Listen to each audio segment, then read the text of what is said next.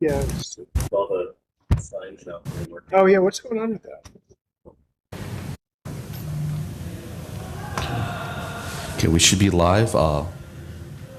Claire, can you make sure to mute people that come in? Thank you. Great.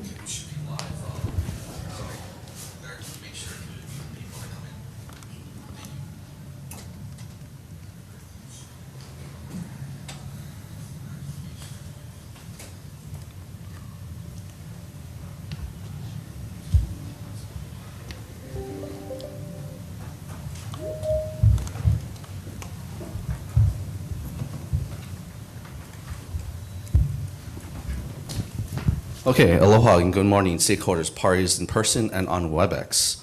And members of the public, my name is Andrew Okabe. I'm one of the engineers here at the Hawaii Public Utilities Commission. I will facilitate some of the discussions today along with Abigail Rao and other staff from the commission.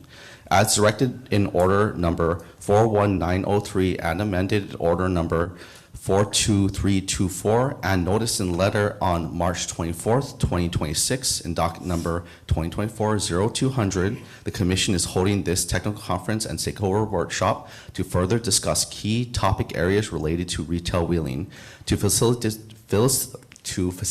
discussion, the Commission has requested that Hawaiian Electric provide a presentation on its straw proposal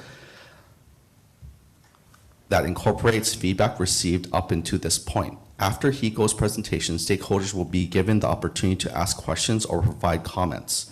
Commission requested that Hawaiian Electric file its presentation no later than Thursday, April 2nd, so it's currently available in the docket records view. The Commission recently issued information requests related to HECO's straw proposal, and the responses to those questions are also currently available in the docket record and are subject to discussion at this conference and workshop.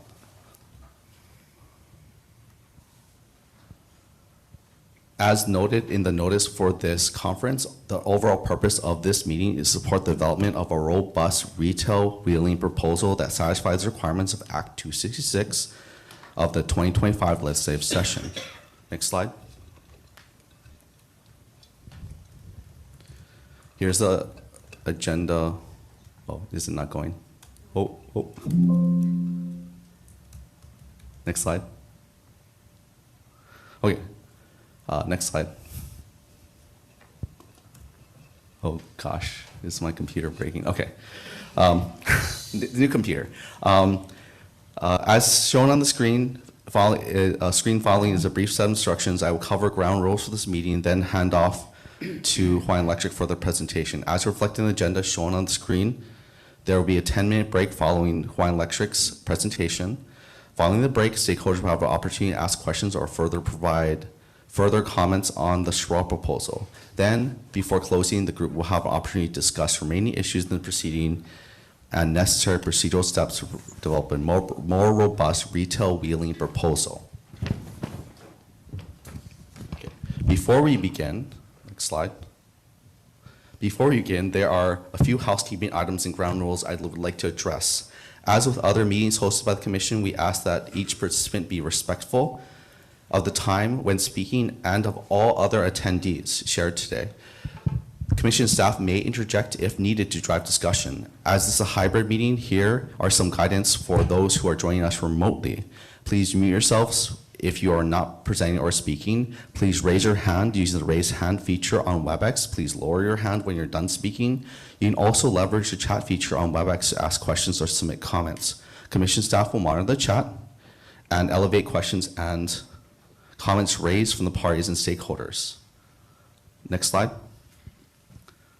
I ask that non-party, non-stakeholders who have questions or comments to submit them through the Commission's public comment process by referencing wheeling and the docket number 2024-0200. Public comments can be submitted to the Commission through written comments sent to the Commission's postal mail address as well, or in person at the Commission's offices, or online through the Commission's e-services page. You can follow this docket by going to the Commission's e-services page and typing 2024-0200 in the search bar, or clicking the link in chat, which should be in chat either now or very soon. The Commission periodically updates its wheeling page on our website, which you may also use at https://puc.hawaii.gov 2024-0200. This meeting and conference is being streamed live on the Commission's YouTube account and is being recorded for potential broadcast at a later date.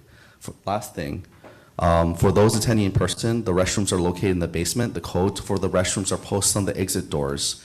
For kupuna and those who require use of private restrooms, we also have keys to the first floor restrooms. Please see the signing table for assistance or any staff for assistance. Are there any clarifying questions at the time before we get into, introductions?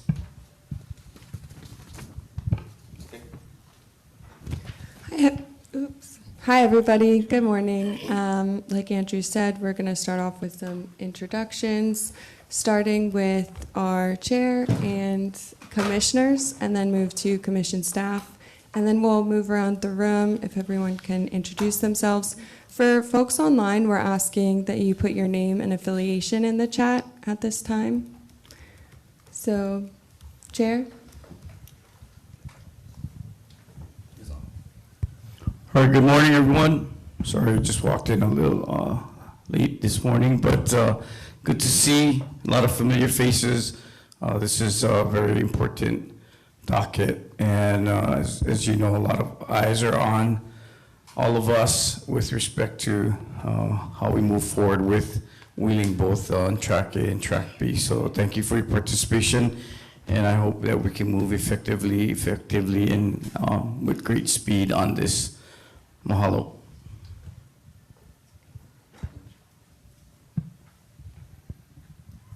Good morning, Commissioner Yost is here, and I echo our chair's comments. Thank you.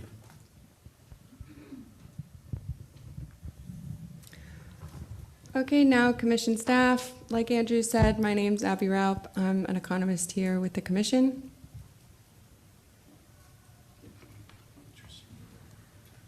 Oh, okay. Aloha, good morning. My name is Kara Kamiya. I'm a staff attorney with the commission. Hi, I'm Roderick, auditor with the commission.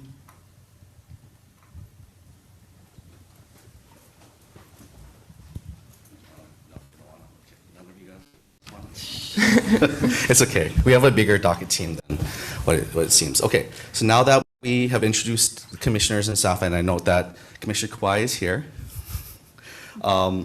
we'll go through really quickly through the different parties. Let's start with Hawaiian Electric, let's start with the state, and then the two state entities we have here, and then Hawaiian Electric. I want one representative to just say all your folks' names so we don't go have the whole huge train wreck that we had last time, and I apologize, it was my fault, so we're going to do it this way instead. Go ahead, Mr. Advocate. Good morning, Mike Angelo, Division of Consumer Advocacy. I believe we also have with us online some of our staff, Erwin Pastrana, potentially Marcy Chang, I can't see, and I guess they can, and consultants from Synapse and Solvell. Thanks. Thank you. HSCO. Hi, I'm Carissa Boniface with the Hawaii State Energy Office. I believe it's just me today. We're split across some hearings today, but we're excited to be here. Thank you. Thank you for being here. Hawaiian Electric. Thank you. Becca Dehuff Matsushima, Vice President of Customer Service for Hawaiian Electric. And with me today, I have Shiri Ishikawa, our Director of Regional System Operations, Bryant Como, our Director of Customer Energy Resources Operations, Lonnie Shinsato, Director of Customer Energy Resources Programs, Ken Aramaki, Director of Integrated Grid Planning, Jeremy Kwok, Director of Pricing, Kevin Katsura, Director of Regulatory Non-Rate Proceedings, Rich Van Drunen and Christine Faye Benito, Senior Regulatory Analyst, James Abraham, Senior Associate General Counsel, Mark Kiyosuka, Manager of Revenue Management Billing, and Wilfred Lum, Senior Supervisor of Metering. DR parties. Aloha, good morning. My name is Kylie Wager Cruz, and I'm with Earth Justice here on behalf of Hawaii Solar Energy Association. Also with Earth Justice, we have Harley Broyles, and from HSEA itself, we have Rocky Mold. Tueri. Good morning. I'm Sandy Wong. It's nice to see all my old friends. I don't know if I'm aging myself, but I know half the room. But nice to see you all. Any other stakeholders we didn't cover who are in the room? Oh. Hold on, sorry. Aloha, good morning, everyone. Doug Kodaga, outside counsel for Ulupono Initiative. Good to be here. Thank you.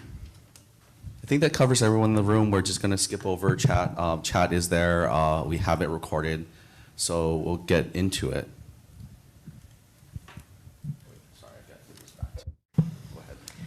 Now, if Hawaiian Electric could present on their straw proposal.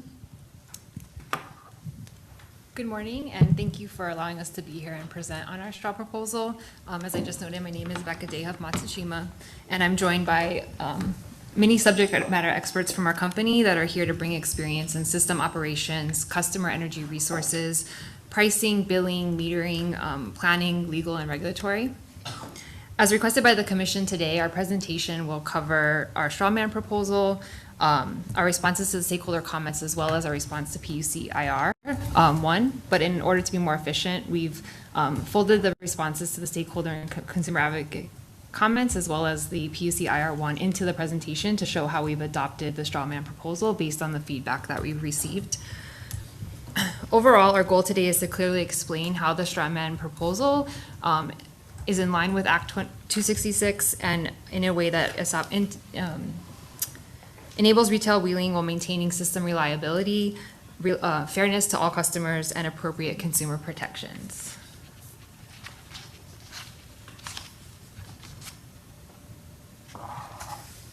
There we go. Okay. Before getting into the specifics, I wanted to just cover some guiding principles that ground the proposal that we created. We use this in the design process.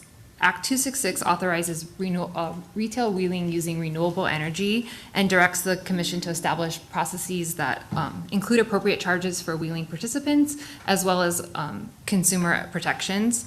These guiding principles that we came up with reflect how we interpreted Act 266, and we use these to guide our decision-making when coming up and deciding on trade-offs when designing our strawman proposal. So the first guiding principle that we followed is that the program must be clear and accessible for our customers.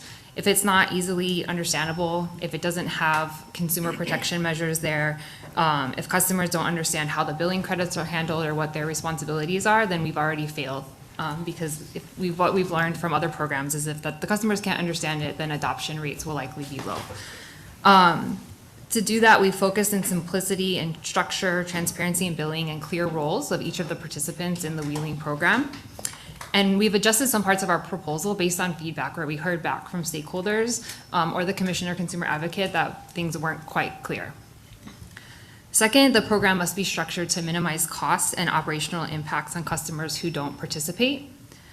And that proposal, that guiding principle you'll see shows up repeatedly in our proposal, whether in eligibility limits, billing design, curtailment treatment, or the wheeling fee itself.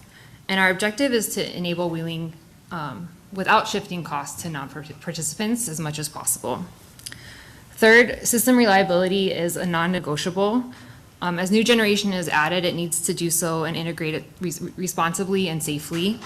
And that's why the proposal emphasizes controllability, interconnection standards, and operational visibility, so that wheeling resources can be reliably managed alongside all the other resources on the grid. Closely related is the premise of fair pricing, again, while mitigating cost shifts to non-participating customers. We want to ensure that customers pay for the services that they use, but that also that costs are allocated appropriately, while also being attractive for customers to want to participate in the program. Next, safety remains foundational in everything that we do at Hawaiian Electric, and that includes physical safety, operational safety, and system protections. And we want to make sure that all participating facilities meet established interconnection requirements and any additional wheeling specific requirements where needed. And then finally, the program must support Hawaii's clean energy goals without undermining energy security. So Act 266 is very clear that wheeling is restricted to renewable energy and reflects the legislature's intent to expand clean energy options for our customers. At the same time, the grid needs to remain resilient, secure, and operable. And so in the proposal, we tried to strike a balance, enabling renewable retail wheeling consistent with the Act while also preserving the integrity of the grid. So in short, these principles are about enabling choice and innovation while protecting reliability, safety, and fairness for all customers. And with that, we can jump into how these principles are reflected into the straw man proposal itself. Next slide.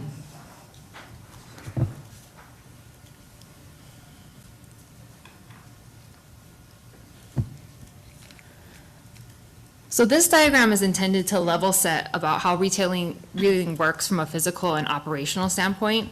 It's important to clarify that retail reeling does not involve a direct or dedicated flow of electrons from a wheeling generator to a wheeling participant.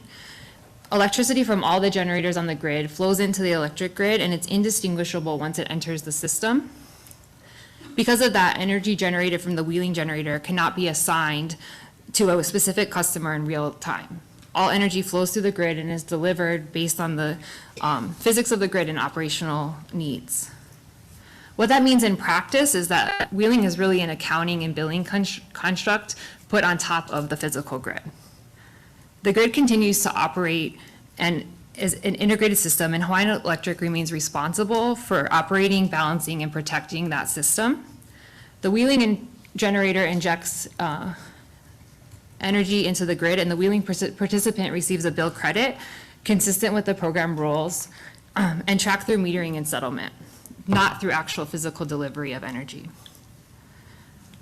As is discussed on the next slide, the wheeling generator will pay a fee for the use of the grid and other services. Oh, not quite there.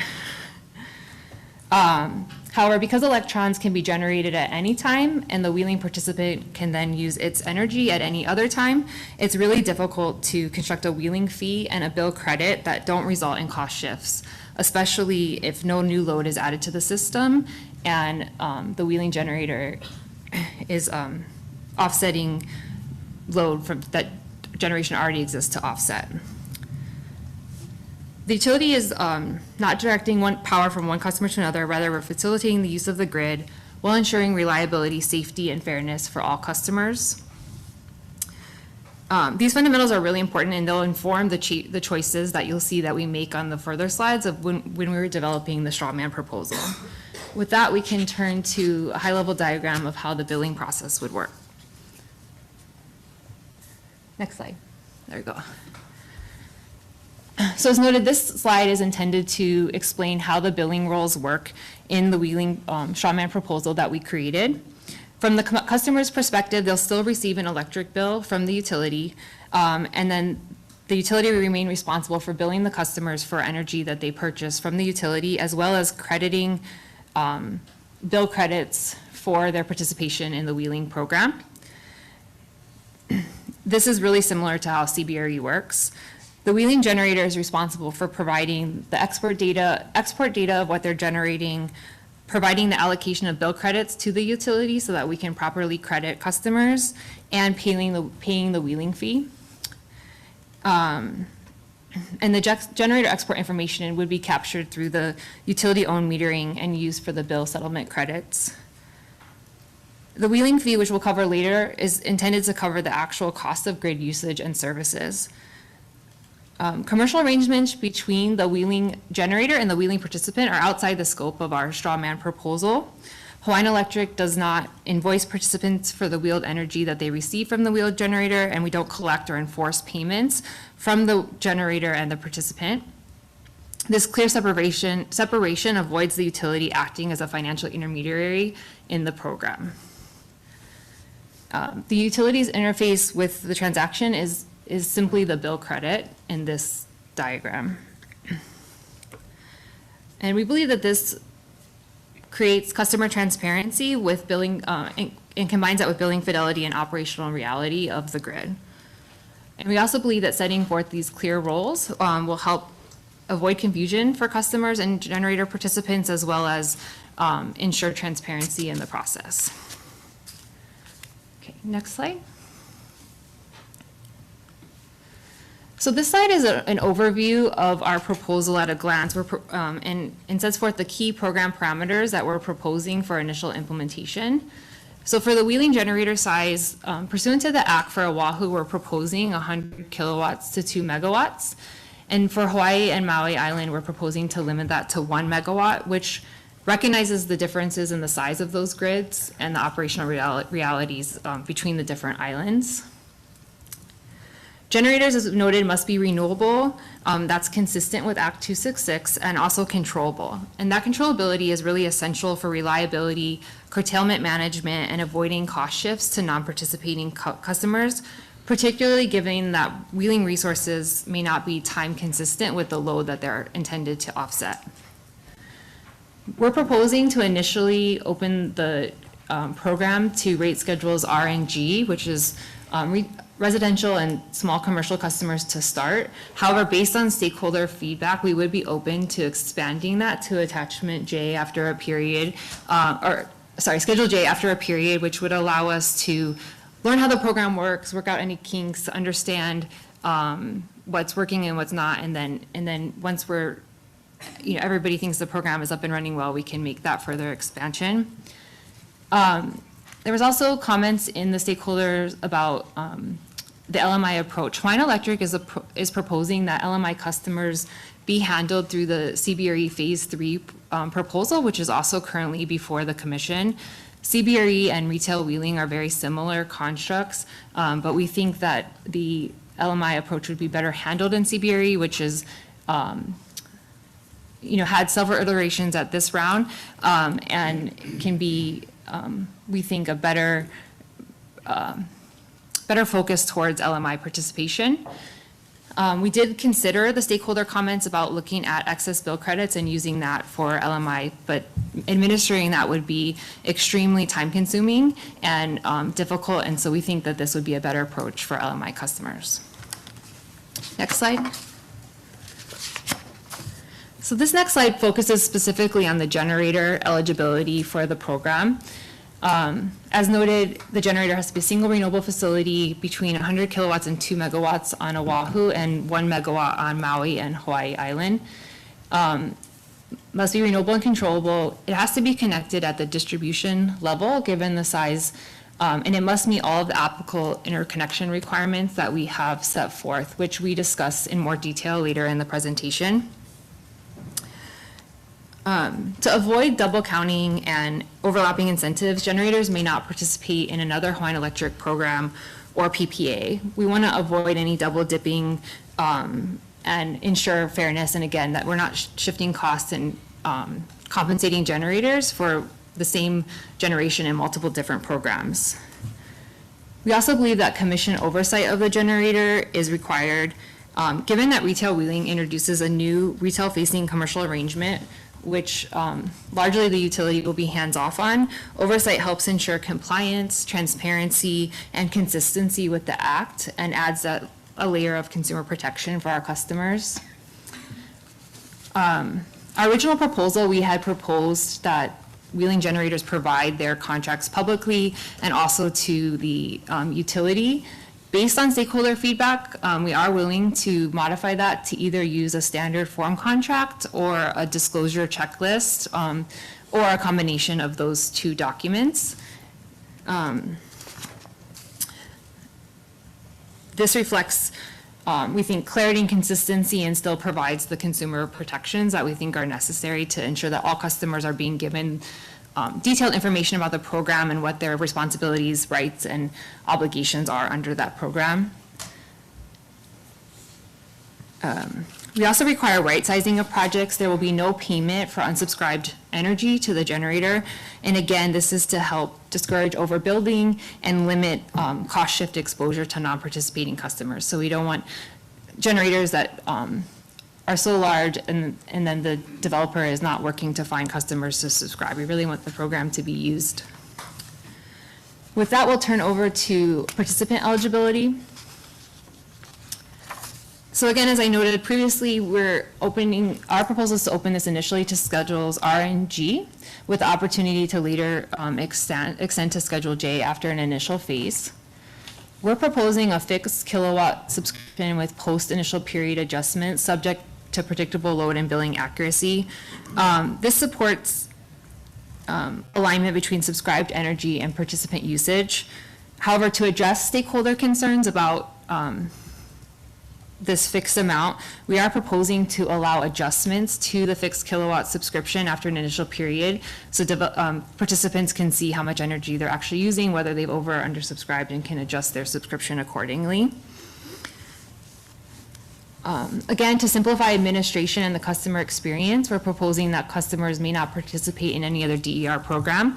We really want to provide options to our customers, and therefore having this open to customers who have not been able to take advantage of other DER options is one thing that we're focused on, as well as we want to make sure that, again, that customers aren't being compensated for the same load, offsetting the same load in multiple programs. And finally, it'd be administratively burdensome to track the different benefits for one customer in multiple DER programs. And as we're trying to just get Wheeling up off the ground and running, we want to make sure that we're streamlining it, again, making it simple, easy to understand for all of the participants, as well as the utility, the commission, and other stakeholders. And also we're proposing, for that same reason, and participants only enter into one Wheeling agreement at a time. Okay, next slide.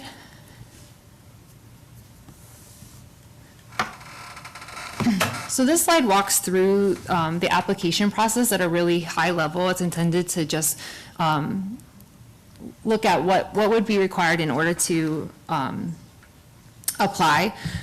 The process is designed to be clear, sequential, and administratively workable when scaled up, and we believe it provides the proper oversight consistent with what Act 266 requires. So the process starts when the Wheeling generator submits its application to Hawaiian Electric. This allows Hawaiian Electric to verify that the Wheeling generator meets all of the program guidelines that we covered on the earlier slides. And at this stage, we're simply verifying program compliance. We're not selecting projects or participants, but just confirming that the proposal fits within the approved Wheeling framework. And this will help avoid downstream issues later if, if we waited to do this verification later. Once the program compliance is confirmed, the generator would then submit their interconnection application through the existing CIT process. We think that using that established interconnection pathway is efficient. It reduces costs to introduce the program, and improves also clarity for generators and developers who may already be familiar with the CIT tool. And then from there, it would go through the interconnection process, which we have slides later on to discuss in detail that process.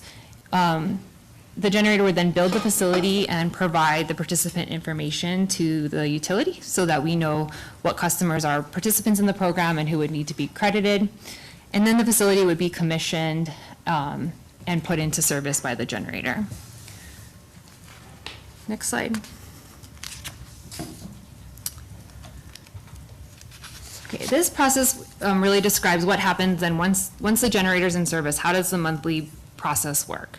So the generator will generate energy, submit that to the system. At the end of the month, they'll submit their monthly energy report with the participant allocations of proper bill credits.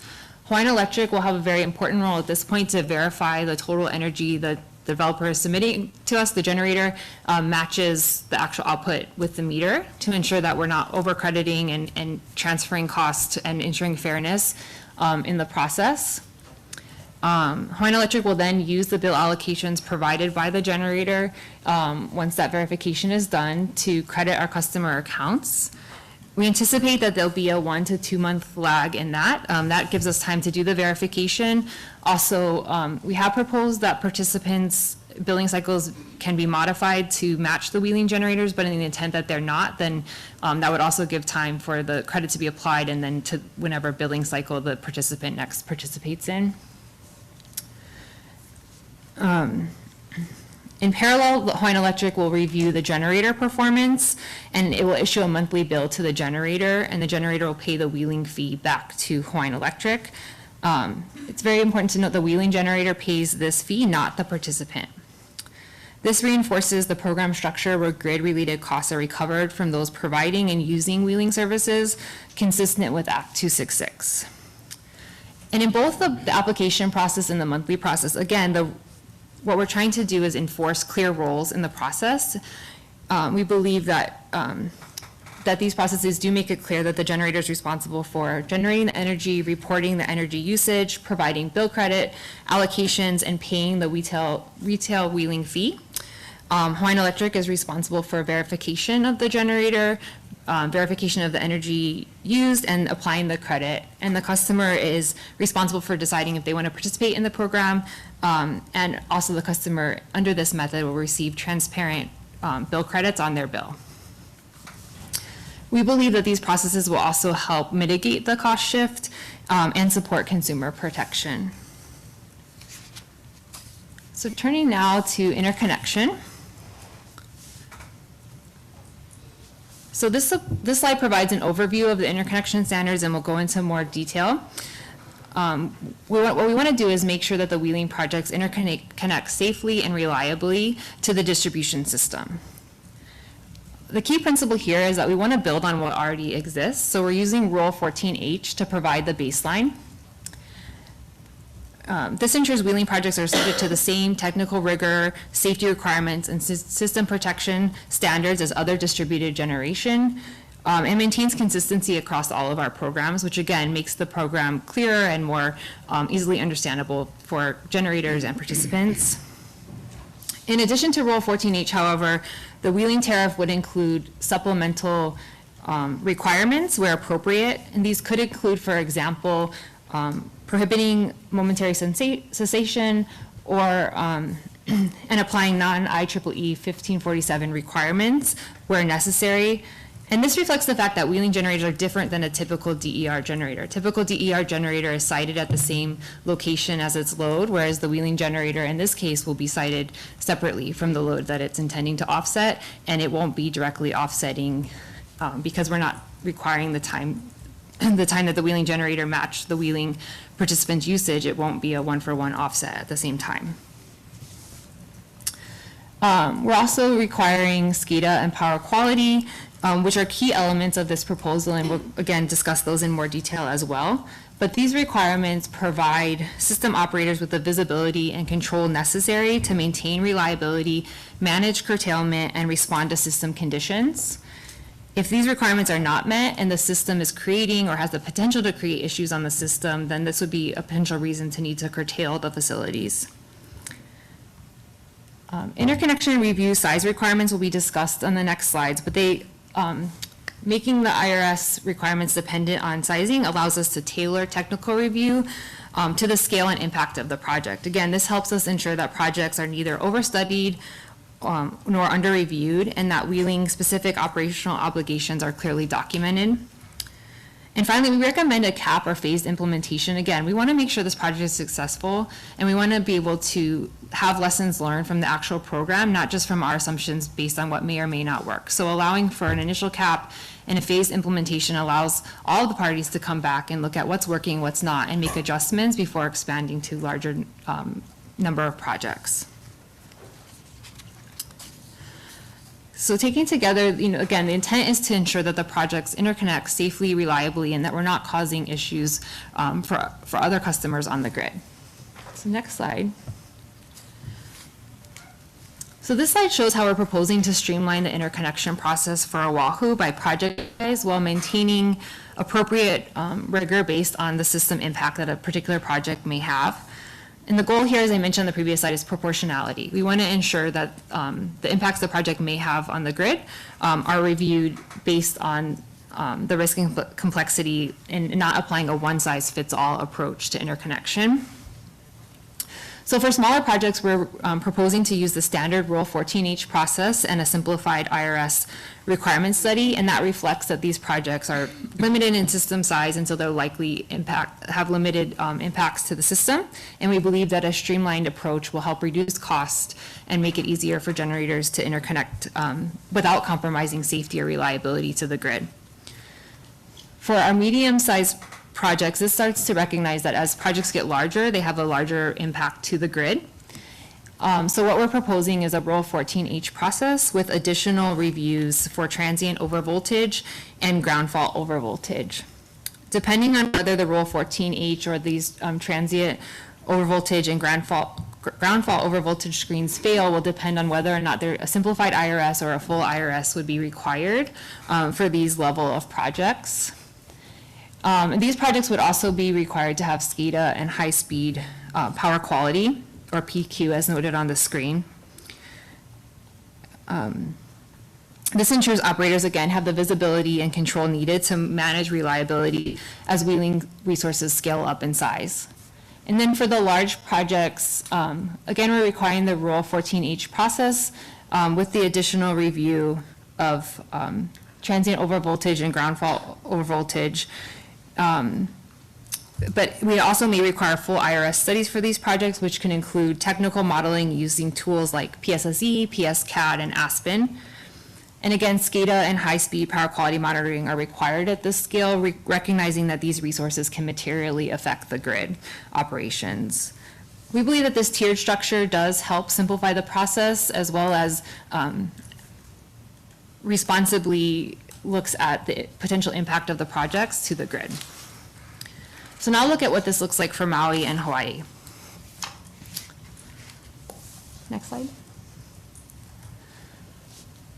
So for Maui and Hawaii, we're proposing a single interconnection category. And the reason for this is to reflect the smaller size of these grids on these islands and the greater sensitivity to increasing incremental generation.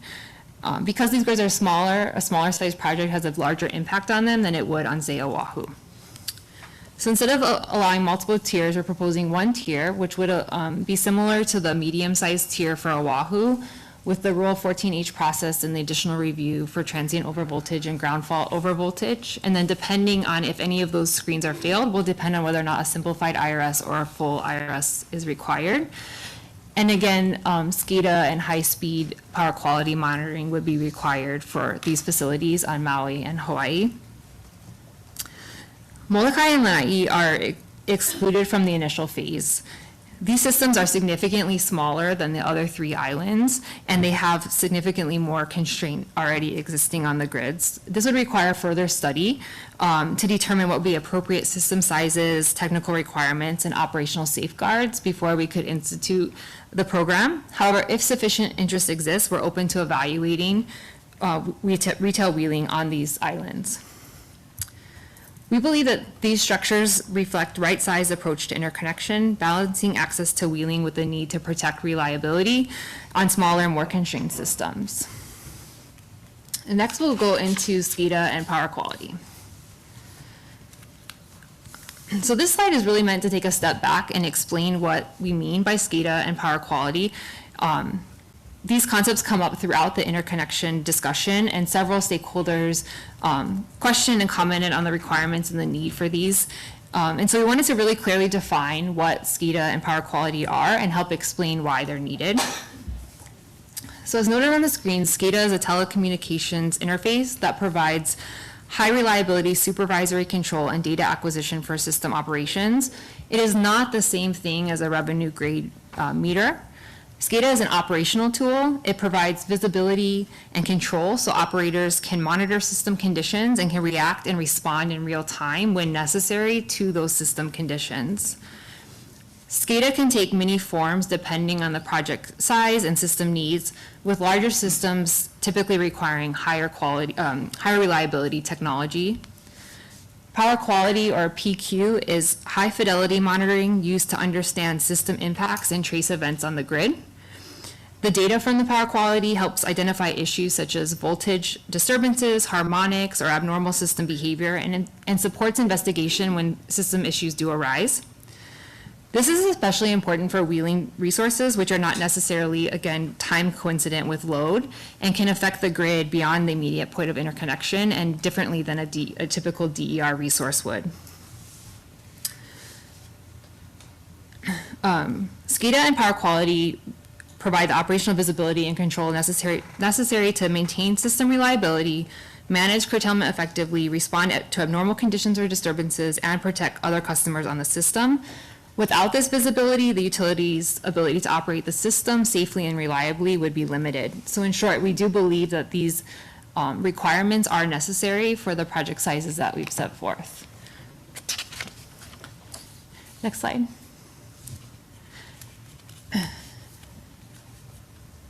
While we do believe that SCADA and power quality are necessary, we did want to provide clarification based on comments received from stakeholders regarding the cost and scalability of SCADA and power quality requirements. And so we've definitely heard requirements that these can be overly burdensome and cost prohibitive for projects, particularly for smaller projects. So we wanted to be really clear about the intent. And we are open to lower cost options for SCADA and power quality requirements for the smaller projects. This could include something like cellular-based connectivity instead of a leased line, just as one example. The key point is not that the specific technology, but whether the solution meets the operational needs of our system operations. Any lower cost solution, just to be clear, must still meet the underlying SCADA and power quality requirements. Lower cost doesn't come at the expense of reliability or data fidelity, and we still need to be able to have accurate, timely information to be able to make real-time decisions. Ultimately, the interconnection requirements study may still identify the need for more stringent SCADA and power quality solutions, and that determination will be driven by system conditions and project-specific impacts, so it's not intended to be a one-size-fits-all. It's really intended to look at the specific project and what is needed. And again, being open to lower cost solutions doesn't obviate the need for other requirements of interconnection operational requirements. SCADA and power quality are just one aspect of those requirements, but they're part of a broader interconnection framework as set forth in Rule 14H that is still needed to protect system reliability, safety, and integrity. With that covered, we can now move on to our metering requirements. So this is intended to, this slide, to discuss metering, how our energy is measured, validated, and reflected on customer bills. We believe that metering is foundational to both customer trust and the success of the program integrity, and many of the clarifications reflect comments that we received from stakeholders through the process to date. All exported energy would be measured using a utility-owned revenue-grade metering for exported energy. This ensures consistency, accuracy, and independence of how energy is measured. We also would like the meter to be installed as close to the point of interconnection as possible, helping to ensure that what's measured is actually what's going into the grid. Installation and maintenance would be consistent with our electrical service installation manual. Again, this provides efficiency and avoids any custom requirements for wheeling. The metering data that we're collecting would include time of day, kilowatt and kilowatt hours, as well as kVARs, and the level of granularity supports accurate settlement, system analysis, and transparency. And these are consistent with the requirements we have for IPPs as well. And then we've covered billing and customer transparency in the 1 to 2 month lag to ensure billing accuracy. We'll also ensure, in response to stakeholder comments, that credits are clearly displayed on participants' bills, so they'll be easily able to tell what their credit was and how it impacted their overall bill from Hawaiian Electric. And wheeling generators are going to be responsible for all of the meter-related costs. Again, this goes to the principle of cost causation and avoiding shifting fees from the wheeling program to non-participating customers.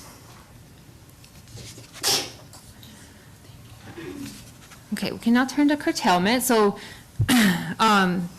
this slide addresses what curtailment is, how it's prioritized, when it may occur, and how we're proposing curtailed energy be treated under the retail wheeling program.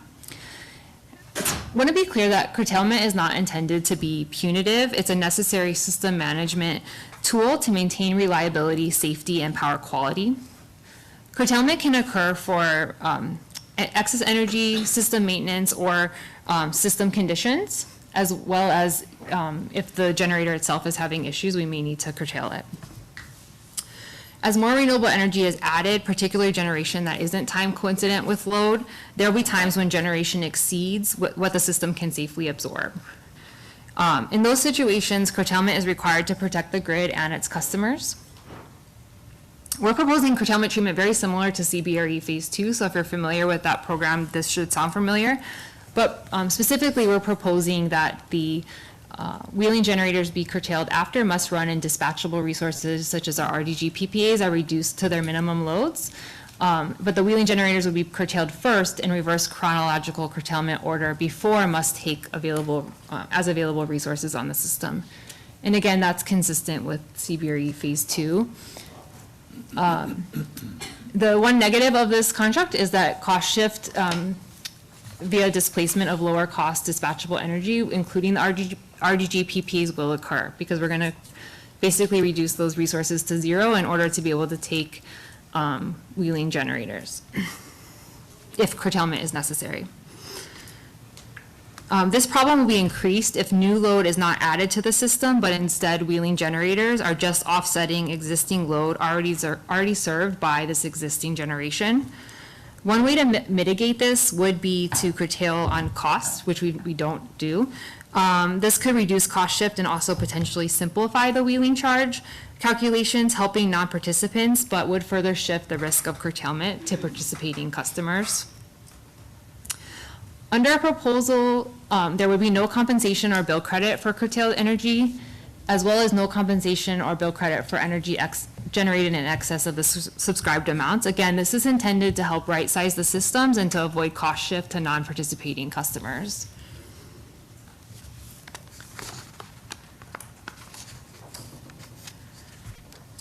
Okay, so this slide focuses on the wheeling fee. And this is a central element of the wheeling proposal, and it's directed by Act 266, which includes the direction to include appropriate charges for wheeling generators. And the intent here is straightforward. It's to ensure that the costs of using the grid and administering the wheeling program are recovered from those who use the service without shifting costs again to non-participating customers. Retail wheeling relies on the utilities grid and operational services. So even though the generator and the participant have their own private commercial arrangement, Hawaiian Electric is continuing to be the one who's responsible for operating, balancing, protecting, and maintaining the system, as well as we have administrative roles to provide the credits, sign up the generators, things like that, which will add cost to the system. So the wheeling fee is designed to recover these actual costs of these services, not to create a barrier to participation.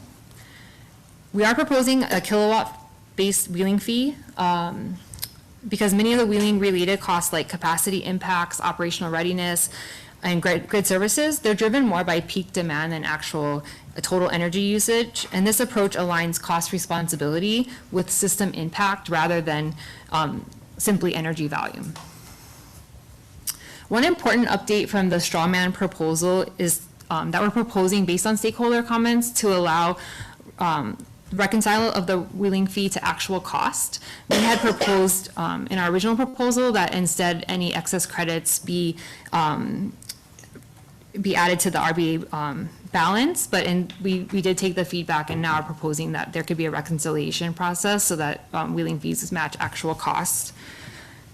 The goal is to avoid over-collection. Rather than applying any excess revenues to a broader balancing account, the fee would be reconciled so that participants pay no more than the actual cost intended to support wheeling. This reinforces transparency and fairness for participants while continuing to protect non-participating customers. And we noted this in our response to stakeholder comments, but the wheeling fee, as I noted, is intended to compensate for grid services and those that are necessary to support wheeling. So this includes implementation of the program, applying the bill credits, O&M to the system, and the company provided grid services, which include transmission and distribution services, system operations, balancing, power quality and reliability, integration and curtailment management, metering, accounting and settlement, contract compliance, as well as being a standby service provider in the event that the wheeling generator isn't available to that participant. At this point, we're not proposing any locational cost allocation. I know there was comments about that from the stakeholders. We think, again, that this is early in the phase, in the process. We want to propose a phased nature to the program and not make it too complicated at the start. So we think that avoiding locational cost allocation at this time will avoid introducing that unnecessary complexity to start the program. Taken together, we believe that this approach is cost-based, transparent, aligned with Act 266, and protective of non-participating customers. We also, again, tried to be responsive to stakeholder feedback that we received. With that context, we can turn to the billing credit. So I would know that the billing credit is one of the more complex components of the wheeling process. And I think this is an area where we are internally proceeding with caution and still really thinking through how to make this, make sure that this is done correctly. And this slide is intended to explain why we moved away from our original straw man approach and what issues we think still need to be resolved in order to come up with a good solution for the bill credit. So in our original straw man proposal, we proposed a kilowatt hour based bill credit that would be using a weighted 3-year average of the company's power purchase adjustment clause and the energy cost recovery clause. However, as we worked through the implications and received stakeholder feedback, it became clear that this approach could result in cost shifting, again, especially because the wheeling generator is not necessarily producing energy at the same time that the wheeling participant is creating load. And then also the potential for the displacement of the lower cost resources that could be created by the wheeling generator. We know that some of the stakeholders had an interest in time differentiated bill credits, and the company is not opposed to exploring that concept, but there are several challenges that we would need to work out in order to make that happen.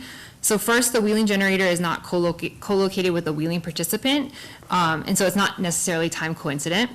Second, the wheeling participant does not control the wheeling generator. So under a time differentiated credit, the value of the participant's bill credit would be dependent on when the generator is generating their energy.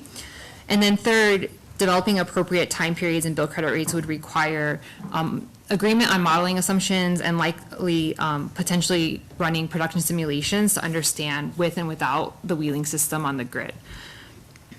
Because bill credits, as I noted, affect both participants and non-participants, this is an area where we think if we get it wrong, this could really create unintended cost shifts as well as be a make or break for the program. Because of that, we really want to proceed cautiously and are looking for feedback from the stakeholders and commission on thoughts on this approach. We also wanted to clarify a key program boundary here. As I noted earlier, payments and commercial arrangements between the wheeling generator and the wheeling participant itself are outside the scope of the utility administered bill credits. This would be solely between the wheeling generator and the participant. And again, this is intended to limit the utility's role and not become a financial intermediary in the program. We believe a cautious approach is consistent with Act 266, and we'll continue to refine and develop what our bill credit proposal as we work through and take further stakeholder comments.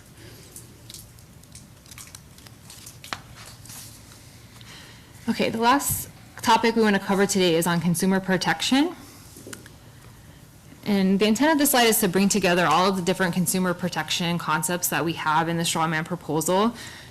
These are intended to ensure transparency, consumer protection, and regulatory oversight, and we believe they're in line with Act 266.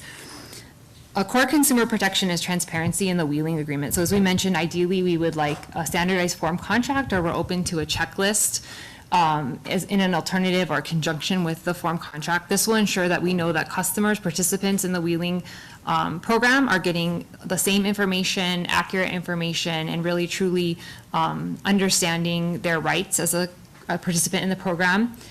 We would welcome the consumer advocates' input on the development of those programs and really think that that could help make it stronger, looking from the consumer's perspective. We do intend that the disclosure checklist, if used, would be something completed between the wheeling generator and the participant, but provided to Hawaiian Electric just solely so that we can make sure that it was given to the customer and we can verify that as part of the wheeling program. Another important protection is ensuring that the wheeling arrangements don't frustrate the intent of Act 266. Because of that, we're proposing that a wheeling generator should be a single facility, not an aggregated facility. And the wheeling program shouldn't be used to avoid the competitive bidding framework or for utility scale generation, but really intended to be a single generator providing generation to wheeling participants. Again, we think commission oversight of wheeling generators is an essential safeguard, with Hawaiian Electric's role really limited to verifying participant and wheeling generators are meeting the requirements and then providing the bill credits. It will be important that there's oversight to ensure compliance with program rules, support consumer protection, and reinforce transparency. We did hear from some stakeholders the wheeling generator project financials should be publicly disclosed for consumer protection and for consumers to understand the full financial deal that they're entering into, and we would support disclosure of that information. So that brings us to the conclusion of our presentation. We appreciate the opportunity to walk through our proposal. I know it's a lot of information, and we're happy to answer any questions that you may have. I think the proposal was deliberately designed to provide renewable energy to the system and provide additional customer choice while maintaining reliability and integrity and safety of the grid itself. We think that this is really important to keep in mind as we continue to refine the proposal and move forward. And we think that there is a good balance between customer choice and ensuring grid reliability in our proposal. So again, we welcome any feedback. We're happy to answer any questions, and just want to thank everybody for taking the time to listen to our proposal. So I guess really quickly, we are running on time, but we did want to give some people time to think about any questions they may have about the presentation. I know the presentation was only filed last week.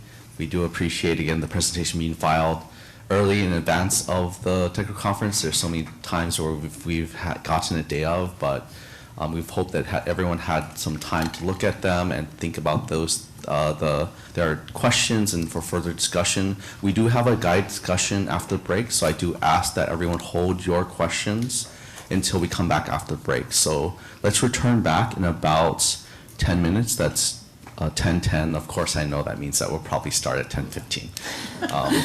So let's mute up and then throw the break slide up.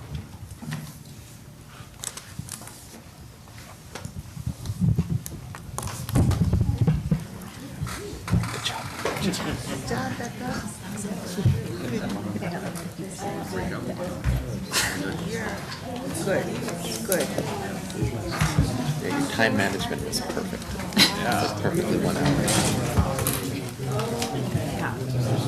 I told you guys yesterday when I was like, we're going to use 1 hour, but I was like doing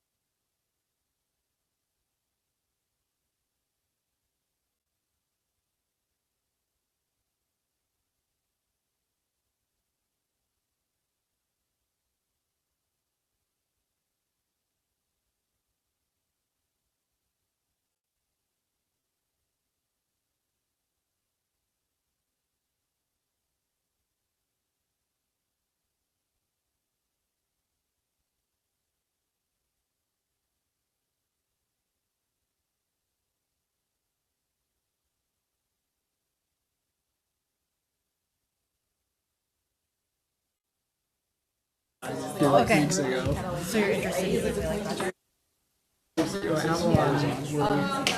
see we're doing a lot of stuff downtown. Okay.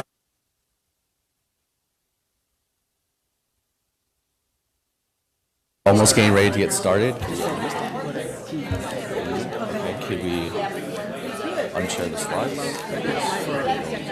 A large office building, the Stevie's Topo. They couldn't do rooftop solar, which doesn't make sense. Yeah. So I was really excited about Wheeling as a way to power those buildings with renewable energy. Disappointed that they don't want to open it. Okay, everyone, we're just getting back. As I have said, we took a 10-minute break that takes 15 minutes, but I'm glad that everyone had a chance to think about their questions and further discussion. We're gonna start very soon. We are live on YouTube, so let me double check. Okay, we're good. Okay, now that we've taken that break, we'd like to open up the floor for people to respond to Hawaiian Electric's straw proposal and to the presentation. We note that we have a semi-guided discussion from staff. So let's make this a little orderly. Let's make this kind of by party and stakeholder. Provided that Sandy's right there, let's start with Sandy and let's go through. Let's spend about 30 minutes. Okay, so I do have a couple of questions, but I'll do one to take my turn. Becca, when you're talking about this wheeling fee, do you have an idea of what the fee will be? Or, I know you were saying these would be the components that would be included in the fee, but what type of fee are we looking at?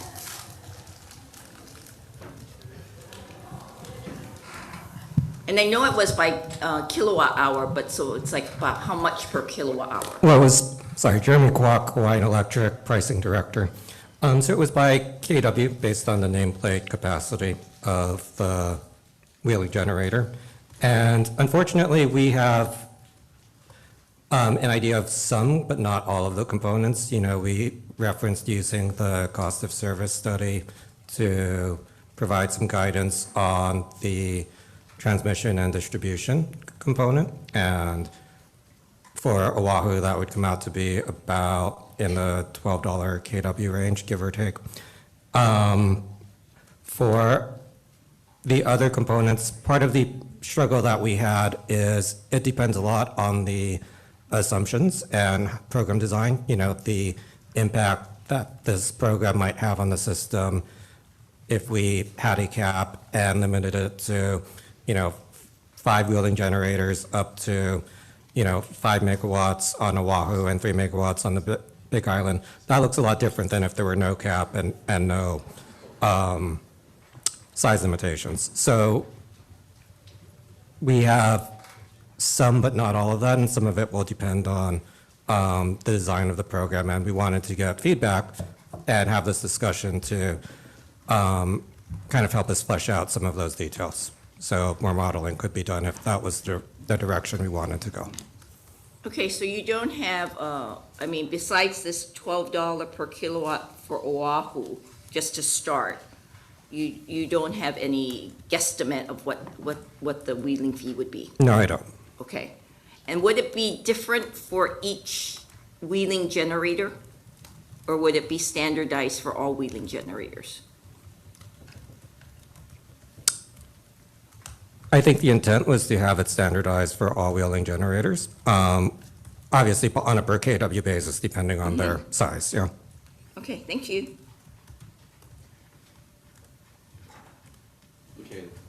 Okay, let's go to the DER parties and then work our way again around the room, so. Thanks, everyone. Thank you. Can you guys hear me? Well, really appreciate the work that you guys put into the presentation. Thank you for that. And clearly, you guys have thought a lot about it and looked at the intent of the legislation and all of that. We really see the wheeling program as a potential opener for really maximizing generation, renewable generation for Oahu in alignment with, the Executive Order 2501, as well as the legislation that founded this. So, we really start from, when we think about it, we start from kind of how can we utilize this program to really maximize the resources out there in a land-constrained situation on Oahu. And so I guess sort of one of the big questions I have when we see the proposal is the restriction to sort of one wheeling generator to a participant. And we were really thinking of a program that would allow for more sort of innovation in terms of being able to aggregate different projects to a point to be able to serve needs.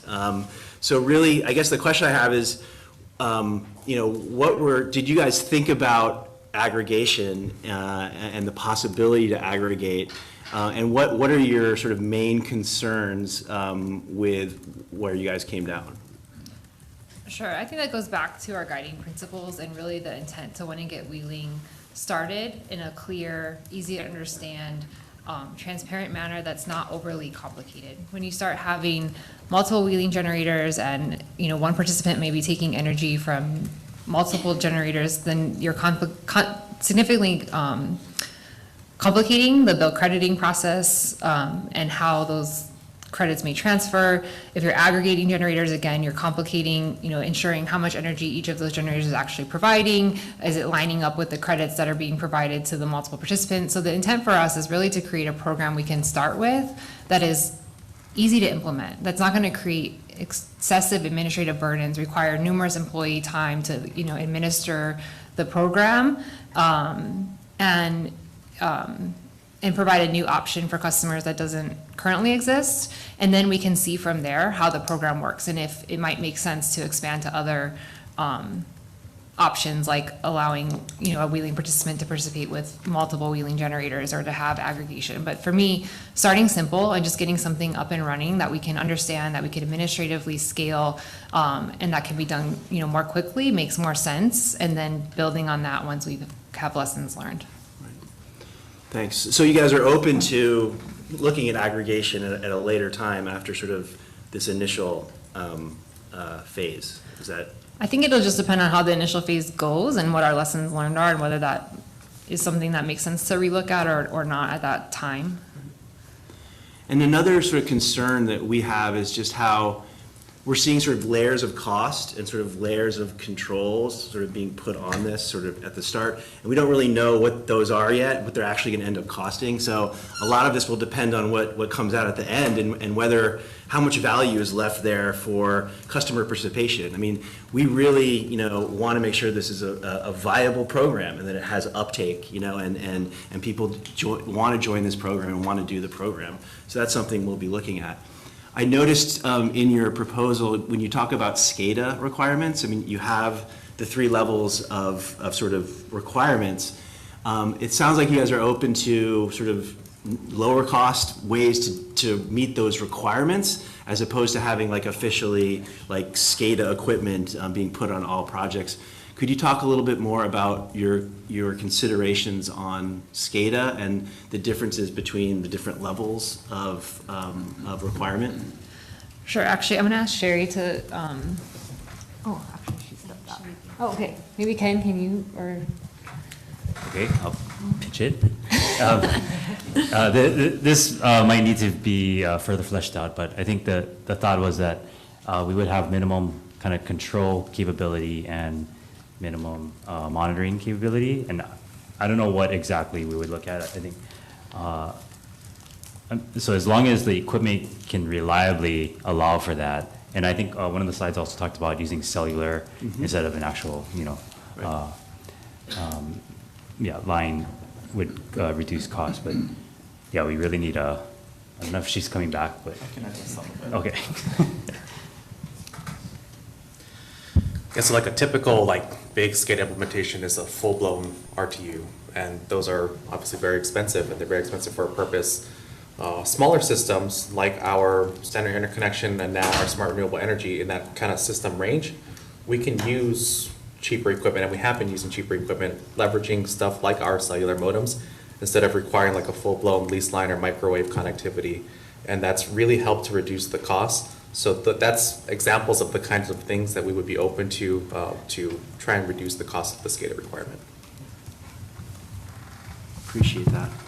And then I guess I'll wrap up, and if Kylie has anything to add on our behalf. I noticed that there's no discussion of energy storage or grid services. You do mention that you only want participants to be able to participate in one program. Like if they participate in Wheeling, they wouldn't be able to participate in grid services, or they wouldn't be able to participate in other programs like that. Did you guys think about how storage and grid services might benefit the ability to implement this program and maintain reliability over time? We did. We purposely are leaving it to the generator to decide if they would like to add storage. Obviously, that will help on the generator side with curtailment management. It helps, depending on how that storage is used, it can help better align when generation is provided into the grid and when the customer is using load.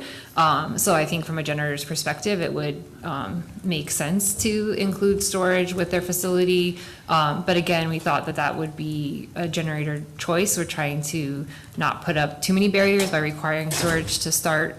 And then again, with limiting to the one program, for now, we just want to get the program up and running, and we're trying to eliminate complexities of how that would work, both from a technical and an administrative standpoint, by in-introducing a facility that then wants to participate in multiple different programs the utility might have. Somewhat related to that, so I was wondering if there was storage on the Wheeling generator and TOU rates for the Wheeling participant, would that remove some of the complexities that the program currently has around curtailment, controllability, interconnection, and the Wheeling fee? It may lessen the impacts of those, but curtailment can still exist. We wouldn't necessarily be managing, even if a generator had storage, when they're utilizing that storage. So there's still, I think the items that you mentioned would still exist, whether, their impact to the program, their impact to a specific generator, or how that might impact the risk shifting to Wheeling participants would potentially be lessened with the addition of storage. I don't know if Ken or anybody wants to add anything to that. I guess the storage we didn't put as a requirement. I mean, of course it's beneficial, just overall, but it doesn't mitigate the requirement to have controllability, because you still need to be able to manage that export if there's going to be an issue on the system. The storage we see as it might actually come out of like the IRS, or kind of like something as a mitigation, right, where there could be issues with daytime export, and adding a battery is one potential option to address it. So we're not putting it as a forced requirement up front. And Sherry's back if we want to touch the SCADA stuff. And I guess I'm just coming from a place of thinking of solutions where is there a way to design a program that, or some part of the program that requires TOU rates and storage, so that the program requirements and costs could be simpler and less costly for the generators? Yeah, I think if, I think we noted in our proposal that if generation, the timing of the energy coming onto the grid is lined up with the timing of the load, that does simplify the costs that have to be factored into, the cost shift that may occur to other non-participants. And I think we're open to having those conversations. As we noted in our presentation, we're open to time of use rates. I think there are, issues that we need to work through, because as we noted, for example, because load doesn't necessarily match generation in this program, those are things that would have to be decided in order to implement time of use rates. Thanks. And then I also was just wondering, it's sounding to me like HECO's overall vision across multiple dockets is to have CBRE be a utility-owned, LMI-focused program, and to have this new retail wheeling serve the market that CBRE was previously serving for non-utility generators. And I just wanted to verify if that was correct, and if you've had any guidance from the PUC that that's the proper way to go. So I'll start, and Lonnie, feel free to chime in. CBRE and retail wheeling are very similar, right? It's the concept of a generator generating energy, using the grid to transmit that energy, and then a participant having the benefit of that energy even though they're not generating it at their home or their place of business. So to me, the programs are, they have minor differences, but they're very similar in what goal they're trying to provide, which is providing opportunity for customers who don't have customer-sided generation to get that generation from somewhere else on the grid. I think there was commission guidance at looking at Hawaiian Electric owned facilities for CBRE Phase 3. And we did propose that construct in our straw man proposal for the CBRE Phase 3 facility to have further discussions like these as we go through that docket. I think that CBRE Phase 3 across the board or CBRE in general across the board wasn't adopted as well as I think anybody would like, and we're hoping to find a way to make that program more easily understandable, especially for LMI customers who may not be entrenched in the energy space and understand all of the complexities. And so finding a way to really simplify that, reduce complexities in the program, and just having a straight relationship. You just call the electric utility and you can sign up and be a participant in CBRE. That might be an easier way for LMI customers to understand and be involved and hopefully expand that program. And then I think retail wheeling is an option for other residential customers and small commercial customers. But again, I think they provide very similar benefits. The concept behind the two structures is very similar. Lonnie, if you want to add anything? That was good. Maybe I'll just add a little bit. Thanks for the question. So everything Becca said was correct. But just would add that the timing worked out well for us to kind of point to our CBRE Phase 3 framework. We filed it in last October.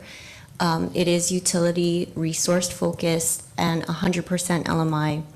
And so and we haven't received guidance back on it yet, but when we were working on our wheeling proposal, and there was a question, I think, about how would you use wheeling for LMI customers, the timing was good in that we said, hey, we already filed this in the CBRE docket, so we would like to go that approach for LMI customers. Yeah, and I think just based on the statutes themselves, it appeared that the legislature was intending to create two distinct programs. There's a statute covering CBRE, and there's a statute covering wheeling. So we thought that wheeling was going to provide additional choice rather than having CBRE turned into a HECO-only program. I do just want to lodge for the record that there are companies that are still interested in doing CBRE that aren't part of the utility. And so I guess I'm just stating concern, sorry it's not framed as a question, that we're blocking off, the proposal by HECO appears to be blocking off a choice as opposed to adding one. Yeah, thanks for that comment, Kylie. In our framework that we filed for CBRE 3.0, we did say in there that, we are not foreclosed to doing a lessons learned on a third-party subscriber organization type of model. Okay. So we're still open to that. It's just that, we were proposing the utility resourced at this point because we had done a lot of lessons learned already. And then we looked to the commission's inclinations where the commission also referenced that type of model. And so that's why we filed what we did, but we're not foreclosed to looking more at a SO type of model. Thank you. Mm-hmm. Okay, so I think the other parties are done with their questions. HSCO, do you have any particular questions for the for Hawaiian Electric regarding their presentation and straw proposal before we get into guide discussion?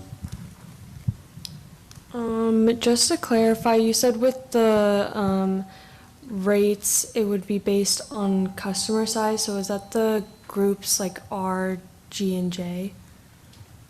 The fees?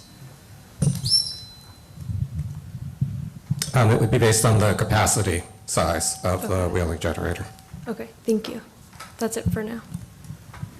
Okay, thank you. Let's go to the consumer advocate, followed by Ulupono, and then I know HCPA is on the call as well as Life of the Lands. Thanks. Thanks for the presentation and, interesting opportunity for customers who, no, it's not on, thank you.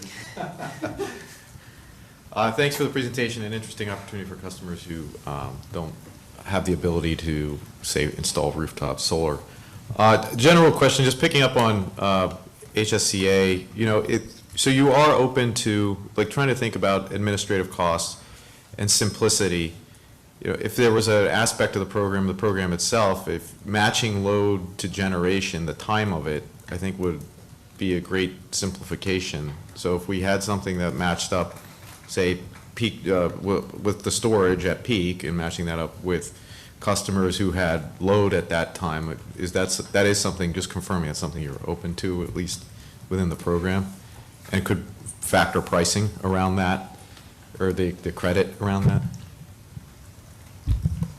So we are open to that, but sometimes, like, the time of use pricing signals don't always result in the behavior that we need. So there's the actual physical part, like injection of the generation and ensuring that that is taken at the time. Or there's like time of use pricing signals. So you inject the generation, you give pricing signals, but sometimes those customers don't necessarily behave with the load. correct. So then we run into issues if that doesn't occur. I'm just thinking maybe there's an opportunity for customers who might be like large load, who have the same usage pattern at the same time of day. Something worth exploring. And then on the controllability aspect, Ken, I think you were mentioning there would be, so there's visibility and there's control, and there's the cellular side, I would imagine, is more for the visibility aspect, or is that, you envision control regardless of the capacity that's participating, the capacity of the facility that's, generating facility that's participating? Wait, say that again? Sorry, to clarify what I'm saying, I'm just asking how much is each Hawaiian Electric going to have control over each facility that's participating regardless of the capacity that it's providing? So is a 200 kW going to have the same control requirements as a 2 MW?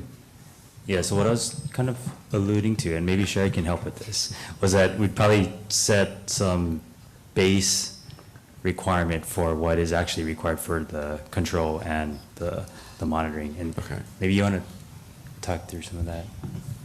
Sorry. So I think in the presentation, there were tiers, at least on the Oahu system. And so based on your size, those controllable and visibility requirements are different. So in the medium, I think there wasn't any for the smaller. The medium required a certain amount, and then the larger ones, because it can have a bigger impact, need to have that more reliable, faster.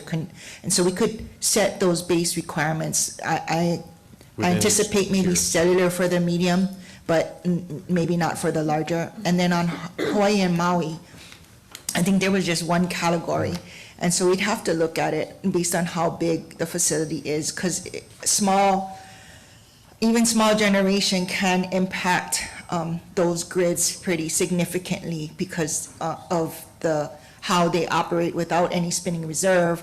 Like Hawaii Island is a big system, so the inertia is very, very small. So little changes can really have a big impact. Yeah. Gotcha. So we could set base requirements based on the medium and the high tiers, and then we can go from there. Okay. And I have one last question. There was a discussion on the curtailment and that some of the more cost-effective generation would be curtailed ahead of the wheeling generator, and I was wondering if you could talk about that, because And I think some of our consultants online may have some questions too, but cost shift is a big aspect for us, and affordable rates and making sure that there's cost causer, cost payer aspects of everything is critical. So Sure. I should say it could cause curtailment. It'll depend on how much energy is on the grid at any given time. But because our proposal is similar to CBRE Phase 2, where we would first turn down the must runs to their minimum run, and for RDGs that means turning them down to 0, right? They can go all the way down to 0, and then we would propose that the wheeling generator would be curtailed first, but in order to, because you're first going to turn down those RDG PPAs, which may or may not be cheaper than the wheeling generator, you have the potential for the cost shift there in the event that we do have like an excess energy condition and everybody's trying to input solar in the middle of the day. And that's what we were talking about, and the potential for that cost shift to occur there. is that because of the existing curtailment rules, or is that just unique to this proposal? It's not unique to the proposal. It works the same way CBRE Phase 2 would work, and it's the way our curtailment works for as available resources is it's last in, first curtailed, so it's in line with those. That. Okay. Yeah. Got it. Ben, I don't know if you had questions, or anybody else. Yeah. Thanks, Mike. Thank you very much for the presentation. I'm sorry, I'm getting a feedback. I'm going to just turn off my headset.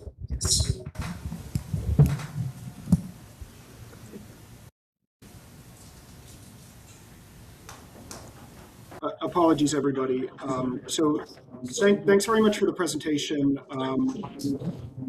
And I just wanted to follow up on the discussion of the calculation of the wheeling fee. I appreciate the comments that were offered from Hawaiian Electric in response to the parties. And it's clear from reading these comments that the wheeling fee, the calculation of the wheeling fee is a probably pretty intensive and potentially complex process. So I'm wondering if you could just speak to how you envision process-wise the wheeling fee being calculated, whether there would be a need to update it periodically, and more so how the reconciliations would work. I know that there's been an update to the proposal to refund over collection, but just curious if you could kind of talk about how you'd envision that working process-wise on an ongoing basis. Yeah, thank you for the question. And I think we would look to update it annually. I think in the updated proposal, we said we would look to, updating it infrequently, but annually, and to reconcile it to actual costs. So, there might be a couple of months lag in that process to do those calculations and for commission review. But, that would be the approximate time frame that I think we would be looking at. But, obviously that would be subject to this process, right?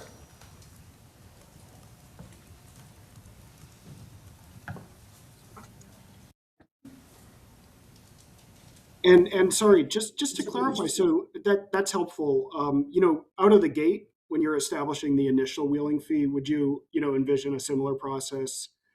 I'd imagine that I don't know if you're intending to, you're envisioning that you'll need to do specific modeling or, kind of how computationally intensive it might be. I mean, I could imagine work papers and,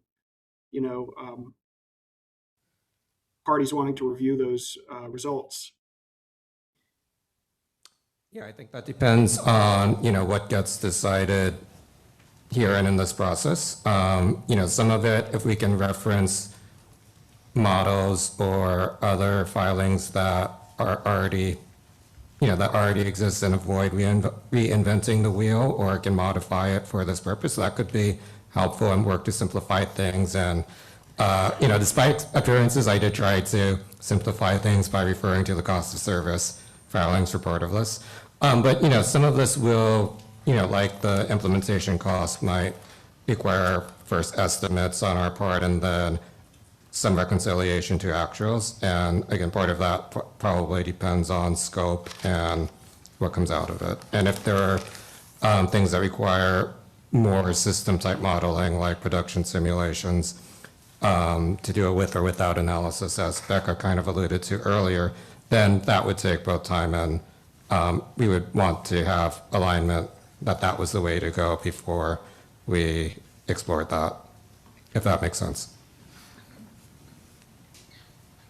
Yeah, thank you. It's helpful. Okay. Let's go to Ulupono and then online with our other two stakeholders, but let's go to Ulupono first. Thank you.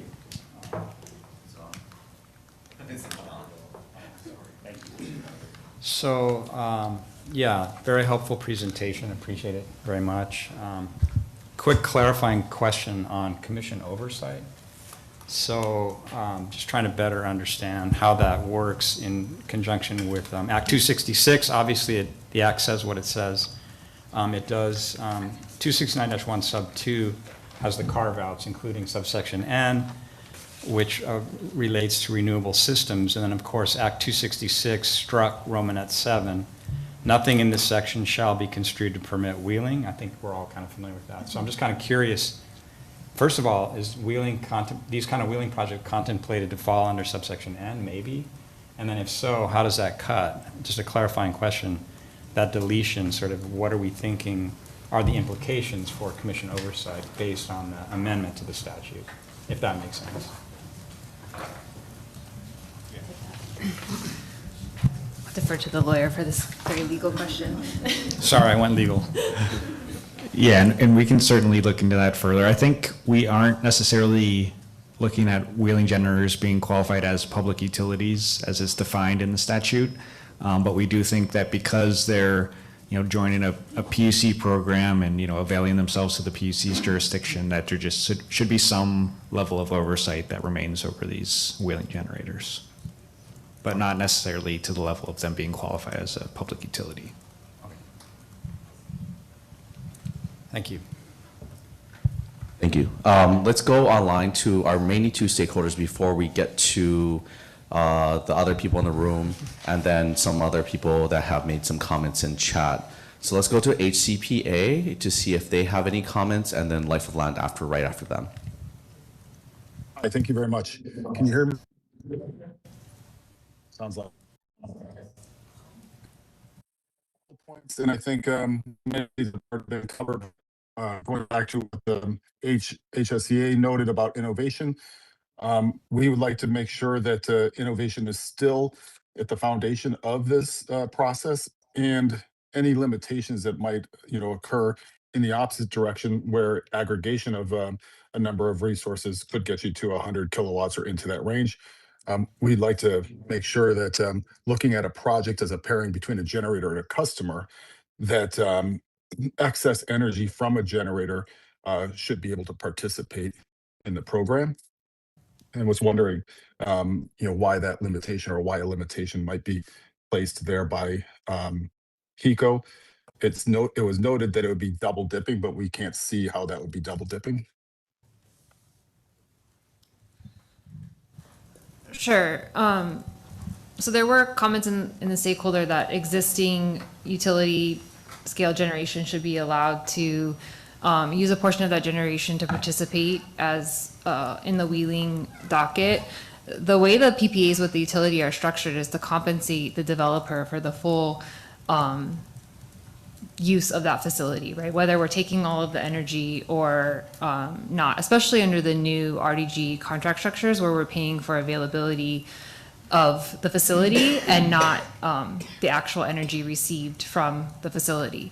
So in an instance where, for example, we were to say you could have an RGG facility and dedicate up to 2 megawatts of that to the wheeling program, again, that adds an enormous complexity, because now we have to determine, let's say that facility is not available, that it's not meeting its metrics under the PPA.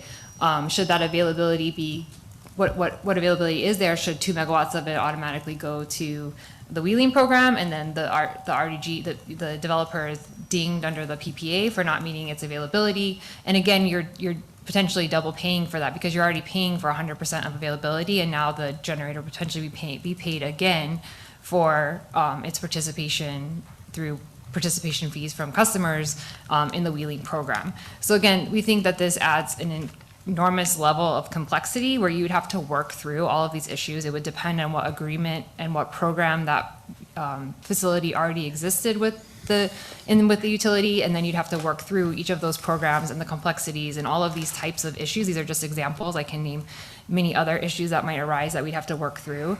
And again, we're looking to implement a program that can be implemented, you know, by the legislative guidance by the end of this year. And I think a lot of those issues would take a lot of more time to work through with all the parties. And so that's not something that I foresee helping us meet our goals to implement a program this year. Well, thank you for that response. I think paying for availability is different than paying for energy over a wheeled concept. So from there, we, you know, see it differently. Here, it would seem like to move the program quickly, as would be the intent for HECO, that to be able to sell excess energy that isn't otherwise contracted, it would give an opportunity here to move the program faster. On the curtailment, and it does seem like that's a risk for a lot of the parties, and it was noted. Just wanted to understand a bit more on how HECO could provide transparency, because you know, uncapped curtailment or unknown curtailment is hard to finance around. How do you see this program moving forward to give clear visibility and transparency on curtailment? Again, I mean, we're lining the curtailment up with existing programs such as CBRE Phase 2 and the long-standing concept of last in, first curtailed. Understanding that can make projects that are in the, you know, first to curtailed aspect harder to finance or determine the financing structure of, because the curtailment is not necessarily known. You know, we don't have a magic crystal ball to determine on any given day what, you know, how much energy is going to be generated into the system at any given time. I think this is as mentioned, you know, an opportunity for generators to look at things like batteries, if they're proposing, for example, a solar facility, to help mitigate the risk of curtailment to the facility. And then on Commission Oversight, I think this was just brought up a moment ago here. It does seem like it would just add another layer and another cost that may not be, you know, necessary for an independent power producer or a generator or participant. And we would, you know, like to make sure that you know, those costs and the intent here is to bring on low cost renewable energy, that we avoid adding extra complexities. That's all I had.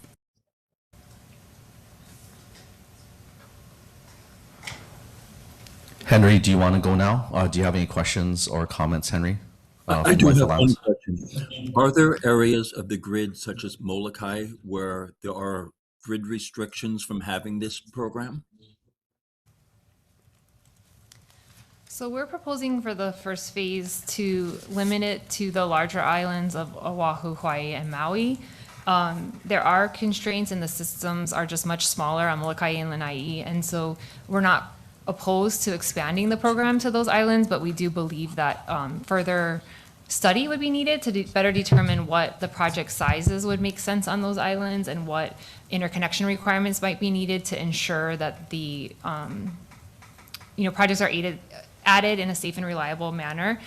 Obviously, even a very small project, 100 kilowatts on an island like Molokai or Lanai, would be a significant impact to those grids. And so we think that more time would be needed to study if there is interest in pursuing programs on those islands. Do you feel that you need either legislative or PUC approval to exempt 2 islands from the programs?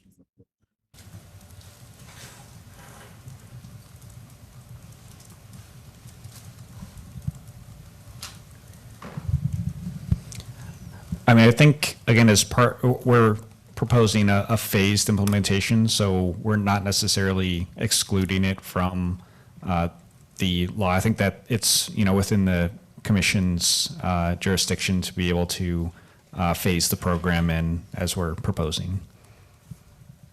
Thank you. Ken, did you want to add something on the? Yeah, Henry, just on your first question, there, off the top of my head, I don't know of any right now, but like there could be constraints at any level on any of the systems.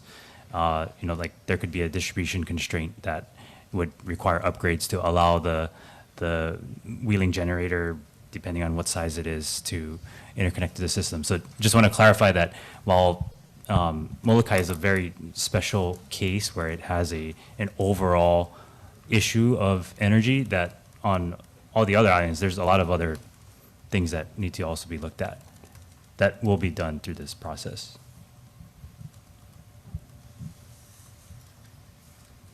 I assume you're finished asking a question, Henry. Okay, thank you. Let's go to folks in the room, people in the room that aren't part of the parties or stakeholders to ask any other questions, and we'll go online afterwards. Robbie Kelly with Avalon Development. Avalon Development, as you may have seen, we, in the last few years, have acquired several large buildings in downtown with the goal of revitalizing downtown.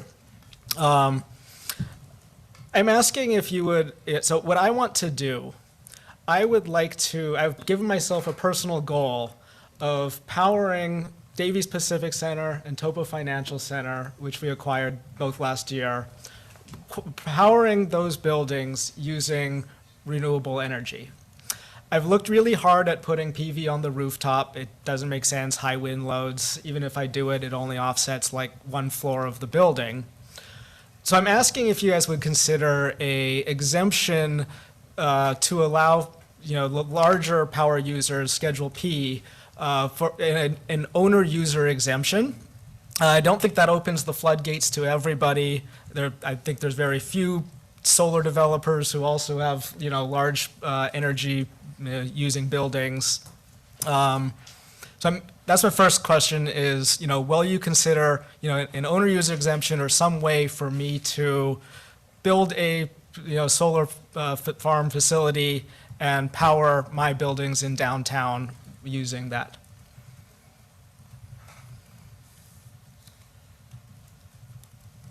I don't want to say never. I think, again, the intent was to try to come up with a simplified program that reached a large, a broad section of our customers. So I think at this time, trying to come up with maybe an exemption or a process for a limited number of customers may not be the best use of our time now to get the program in place by the end of this year, but something that could be looked at in a future implementation phase. I don't know if anyone else has thoughts. My second question here is with respect to the credit rate that the customer receives. I would ask, would you consider, crediting the customer not based off of a dollar rate, but just a straight kilowatt? That if the solar facility or the energy facility produces a kilowatt, then the customers can be transferred a kilowatt instead of a rate. The reason I bring this up is, I see that this has been one of the downfalls of the community-based solar programs. From a developer's perspective, CBRE, currently the customers are compensated at, I think it's 15 cents per kilowatt hour. And developer perspective, I cannot build small to mid-size solar and sell the energy at less than 15 cents per kilowatt hour. It didn't work when there were federal tax credits. It definitely doesn't work now that there are no federal tax credits.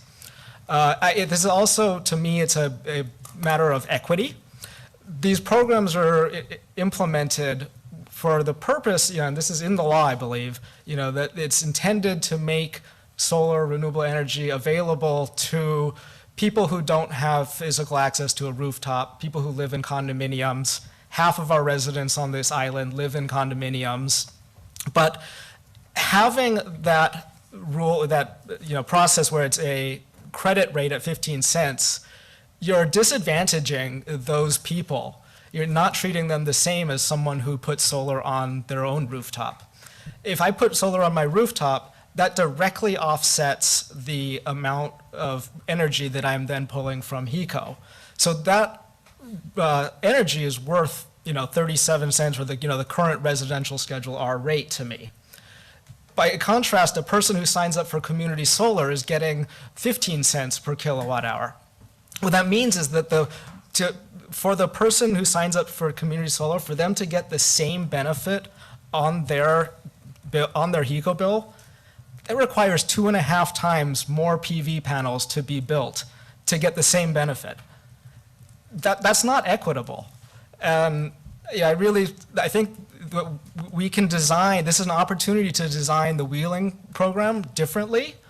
And one of the ways we can do that is just to have it straight transfer of kilowatt hours. Thank you.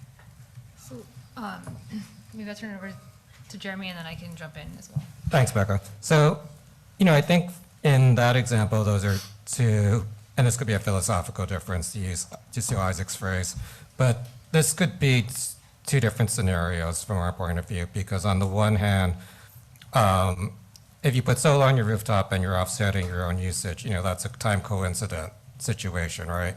While one of the issues, and you're on site. Well, in this case, and with CBRE, you've got generation not co-located and not time coincident with the end customer's generation. So from our perspective, that's, not as valuable. And from our perspective, from an equity perspective, there's also the equity to impacts to non-participants, which we're concerned about, and overpaying would exacerbate those impacts. I was just going to reiterate Jeremy's point that I don't think those are apples to apples comparison, because in one instance you're not using the grid, you're not, and the use of energy is offset by load, at the same time. So I think that comparing those and arguing that they should be compensated at the same rate is not an apples to apples comparison.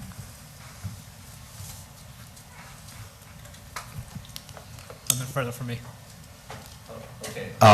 Trey from the consumer, representing the consumer advocate, has their hand up, and then we'll go to Donovan, and someone else asked a question in chat. So we ask that people do verbalize their questions, so for the benefit of everyone here in the room.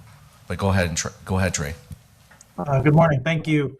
I just had a follow-up question on the concept of the phased implementation or program caps. I was just curious if the company has any thoughts or proposals out there on what those caps might be, or what the phased implementation might look like, and whether that's based on some technical standards or some load studies or customer impacts, or what the basis of those caps or phased implementation might be.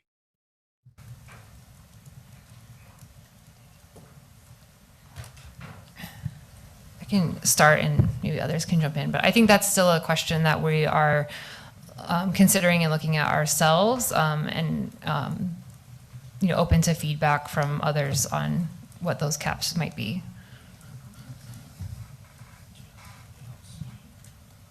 So just a follow-up to that, do you guys have an idea of, obviously, everything can be circumstantial, but is there information or studies that the company's done that there's a certain amount of wheeling generation that fits on the system without technical issues, or is everything a case-by-case basis, and we're not sure on exactly what the caps may need to be based on number of projects, location, and sizing?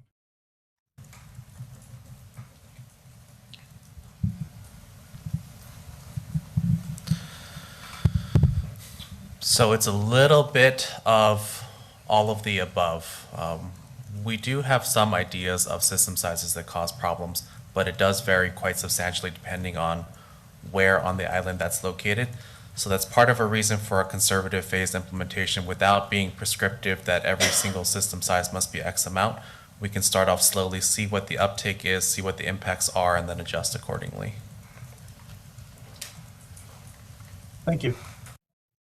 That's all I have. Okay, let's go to questions online. Donovan, are you still on the call? Could you verbalize a question? We don't Yeah. really have, yeah. Can you hear me? Yes, we can. Go ahead, Okay, please. thank you.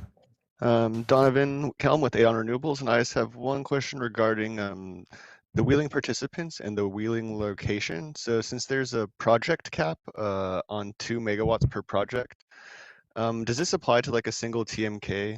Just for example, if there's 1 TMK and 2 wheeling projects, say, could you have 4 participants, each having allocated a certain amount of AC kilowatt?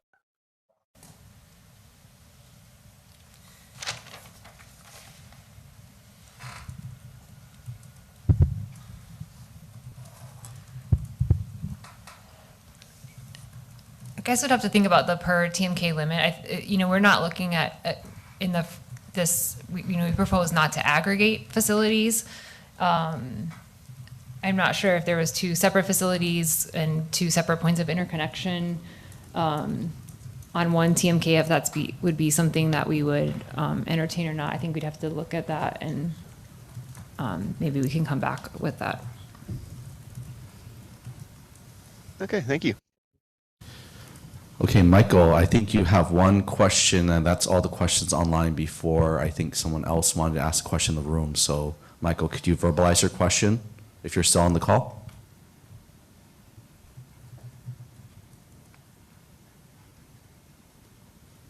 Sorry, I was muted. Yeah, just wanted to check in about the P schedule. I think that you guys might have answered this before. We just wanted to understand if there's a timeline for including the P schedule. At this time, we're not contemplating including the P schedule, but I think as we propose, we're looking at a phase implementation, and I think our next expansion would be to look at Schedule J.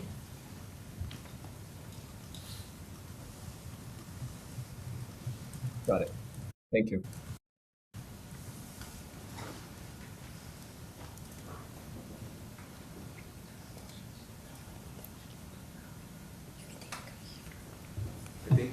I think some of our commissioners have some questions at this time before we're going to get back to Sandy. I think Sandy has another question, but let's let our commissioners ask some questions before we get into the guide discussion. Sandy, you can go first. Sure, okay, thank you. So I just had some follow-up. So on the rate that you're going to be, or the credit you're going to be giving to the participant, so what is that credit, what is the amount of that credit? Is it going to be determined by the tariff, the R and G tariff, or is it going to be different? It would be different, and as I noted, I think this is probably the most complex area of the wheeling concept, and something that we're still looking at and evaluating. And we had originally proposed a 3-year weighted average of the power purchase adjustment clause and the energy cost recovery clause. However, in looking at that more closely, taking in stakeholder feedback as well as internal, we do think that presents the potential to increase cost shift or not correctly account for all the impacts of the project. And so, as we noted, we're open to looking at time of use-based rates or other options. And we think that that's really where we could,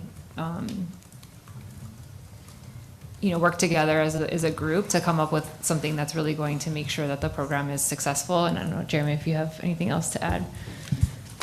No, I think that's right. And then, yeah, it wouldn't be specifically tied to the RNG tariff. It probably would be similar to the other program tariffs that we have, where the credit rate would be a specific fixed number, specific to that program or a particular time period. Okay. May I ask one more? Okay, thank you. What was my question? I think you said for transparency, you wanted to get the financials of the generators to be public information. Why? I think for the, not necessarily of the generator itself, but the financials of the program and how the program works, so that a customer that's participating in the program understands, you know, what they have to pay to the developer, what their credit is going to be back to the utility, how that works in terms of the financial, you know, overall for the generator. I think it's important for customers and for the commission and other stakeholders to understand the economics of these projects and ensure that, you know, customers are getting a good benefit for their participation in the program. And I think having detailed financial or some level of financial information can help ensure that.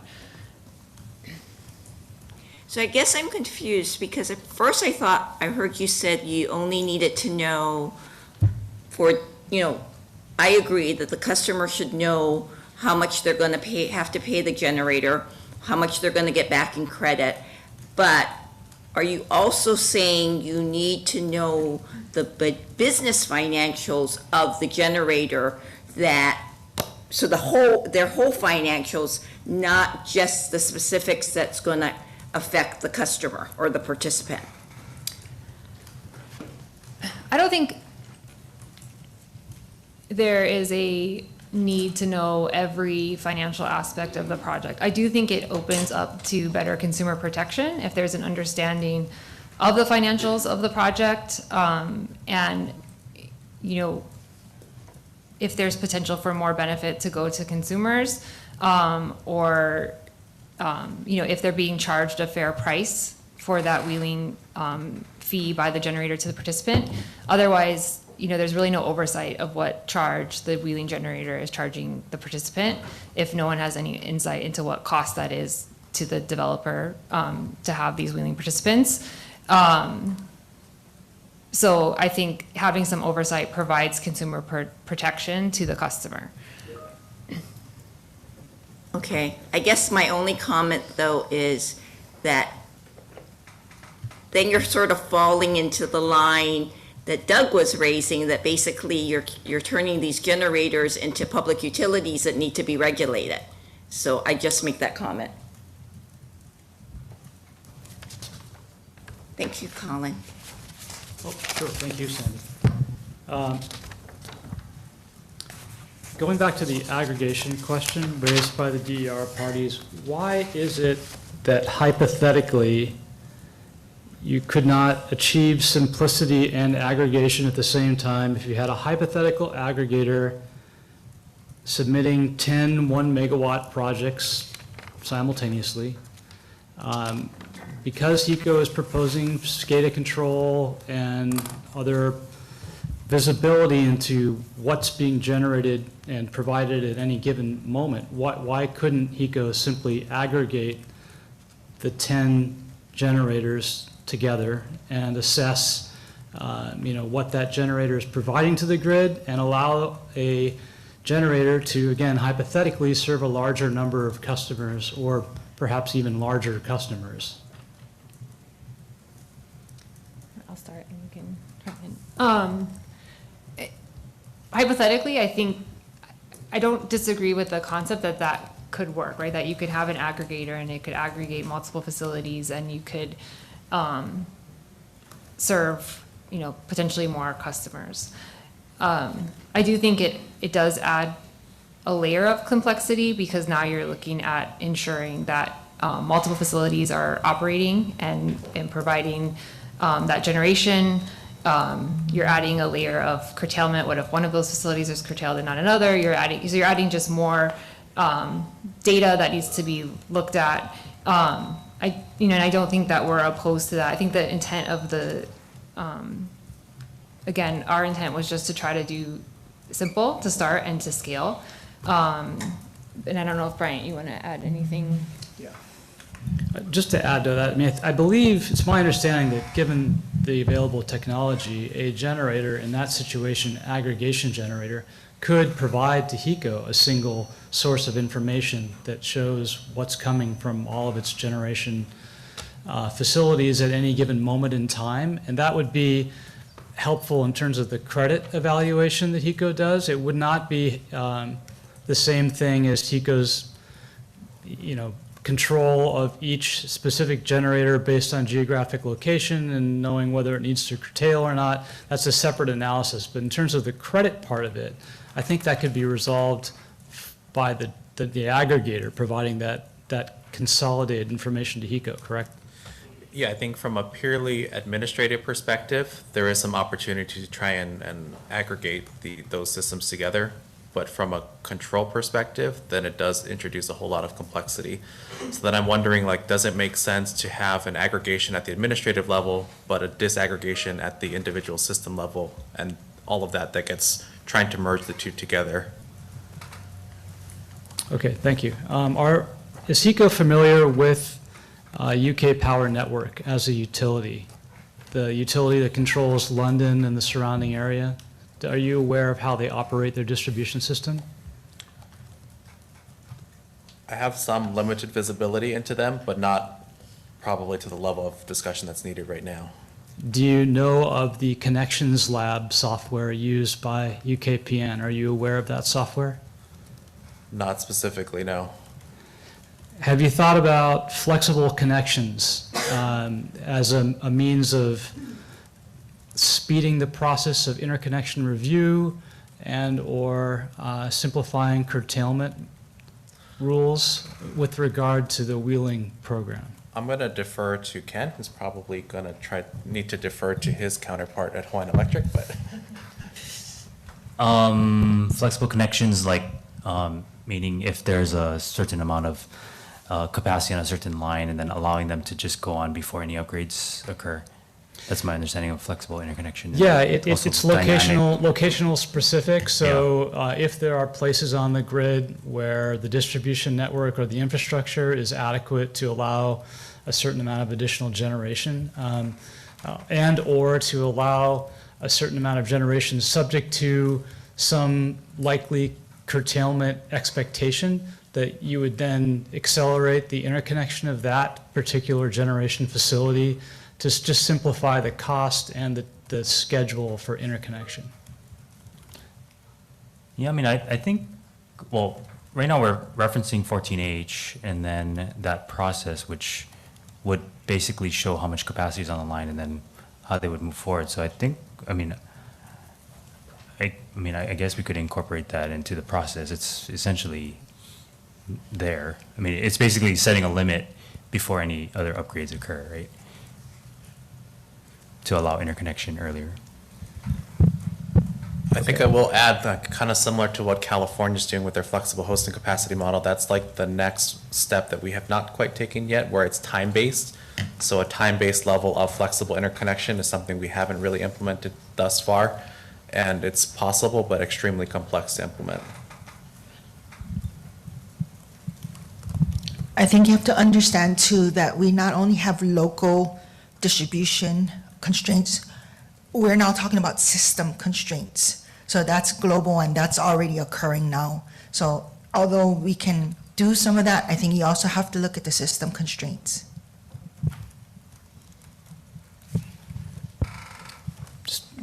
Naomi, can I ask just two more quick ones?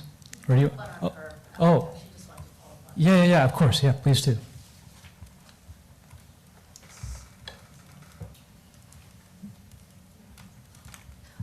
In response to your question, or I guess as a follow-up, have you done an analysis of what it would take to accomplish the things that Commissioner Yost just pointed out?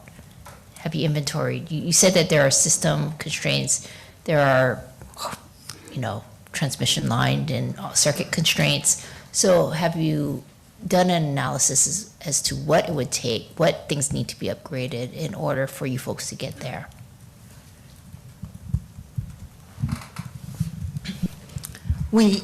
So when we say system constraints, it's not just related to the transmission system, it's the overall balancing, so balancing of the frequency, basically.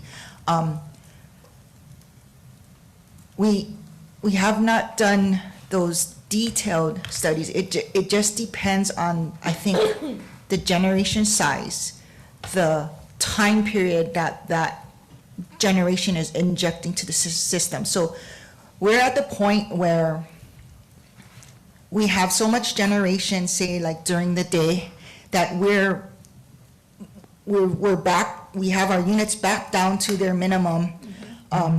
We have to account for, so if we lose a generator, then that's okay, because we can always have those units climb and arrest the frequency and be good. Where it's causing some concern is we're back down to the, so now another generator comes on, say wind comes on, we have to figure out in the whole scheme of things, what is now gotta back down so that we can not have an over frequency situation. So that's kind of the state that we are in now already. All the generation is competing for like the same time slots. It would be good if we could have generation that could cover other time slots. So it's for, I guess some example is maybe during the evening peak times when there's no solar, and that's when people use their energy type of thing, and have it produced during that time. Well, that's where battery storage comes in. Right. So that's all we're saying is just, you can identify the local constraints like distribution upgrades, transmission upgrades, but what we're struggling with is the balancing of load and demand. Generation and demand. So to that point, similar to what Kylie is saying, like, couldn't you then think proactively to a wheeling, rule or category where, you can basically ask for generators to come and provide power during certain periods of time, or subject to certain HECO controls, and then it's easier for those folks to interconnect, and there's a different rate. Like, why wouldn't HECO want to think along those lines? We could take a look at that, yes. Yeah, and I just note in our response to stakeholder comments, we did note that we were willing to look at that, and we think there's some issues that need to be worked through, not impossible, but just things that we would need input on. Okay. What about a carve out or a separate category of generators that are supplying through direct connection to an adjacent property? Because one of the things that was always a hassle in the solar development world when I was in it is that sometimes you'd have situations where you've got a giant warehouse with virtually no load right next to another TMK that has a lot of load, and there was no allowance in the law because of the wheeling restriction for that warehouse to send some power to its next door neighbor, because you couldn't do a joint development agreement. They were separate customers of HECO, et cetera. So is that a potential category of this wheeling construct that we're thinking about that could be separate, that where it doesn't have a wheeling fee, it doesn't have the complexities other than the general interconnection requirement, but you could actually allow for this kind of shifting of generation and load by adjacent properties? So just to clarify, you're envisioning that they wouldn't necessarily interconnect to the grid, that there would just be an interconnection between the facility that's generating and the facility that's using the energy because they're next to each other, so you're basically cutting the grid out. That's right. And they wouldn't necessarily be a public utility because they wouldn't be providing a service to the public. They would just be engaged in a contractual agreement with a singular counterparty. So that wouldn't violate the public utility problem. I think my understanding, and I could be wrong, the intent of Act 266 was focused on wheeling in the sense of putting it onto the grid and then sending it to another customer. So we didn't look at it from this perspective, not to say that we couldn't, but it just wasn't something that we had contemplated in developing the proposal. Okay, may I add? Yeah. Commissioner, I just wanted to add a little bit because my counterpart Lonnie and I talk about this almost weekly of how we can do something like this, and it's always been outside of the scope of this wheeling docket, typically because those system sizes wouldn't meet the size requirements of 100 kW to 2 megawatts and a whole bunch of other stuff. Like, it's a very different paradigm that we'd have to enable. But should there be an avenue, I think we would be open to exploring how we might be able to do that. I think one of the biggest concerns for us is the interconnection agreement and how it relates to liability, and me not being a lawyer cannot opine any further on that right now, but that is one of our primary concerns. Okay. The bill credit, pretty complicated, and there's a lot of issues to be dealt with, but is it the intent that it would be, all of that would be resolved in this docket, and then whatever comes out of the docket would be simple and fixed, at least for some period of time, so that it could be explained in a simple way to consumers? Yes, I think that's, and I think where we're struggling is to do that and take into account all of the complex issues that we need to make sure are taken into account. But ideally, it's simple, it's fixed for some period of time, and it's easy to understand by a consumer. Okay, and then the simplified IRS. Right now, the interconnection process has got technical review. If you can't resolve it on technical review, you go to supplemental review. That's another layer of scrutiny, but it doesn't usually last all that long. If you can't resolve it there, you go to an IRS. In the CBRE program, I guess you have been using this term simplified IRS. Is that actually defined in the CBRE program? It's not defined in Rule 14H, I don't believe. I'd have to look that up. I think it's just, it's basically a partial study of the stuff, so it should be much more accelerated, and it's more pinpointed on like what potential risks we actually do see through the screening. Yeah, it's not a tariff-defined term. It's a term coined maybe circa 2017 or so by Ken's predecessor, meant to know that we know what the IRS is going to cover right away. We can streamline, we can expedite, and we can really pinpoint the issue so that we can simplify the normal formal IRS process. Is that something we hope to define in this docket, what a simplified IRS would mean, so that there's clarity? I think we'd be open to that, yeah. Okay, I don't want to take up all the time. I will yield.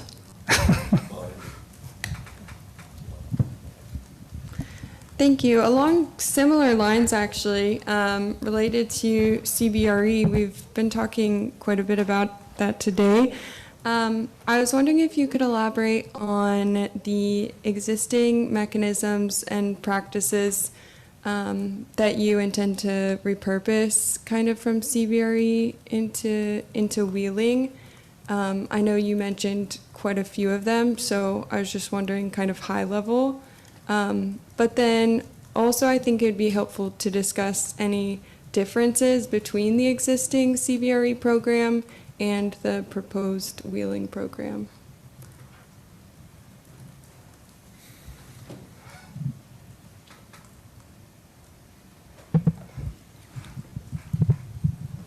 I'll take a start, and Bryant can kick me, and Ravani can kick me under the table for anything I get wrong.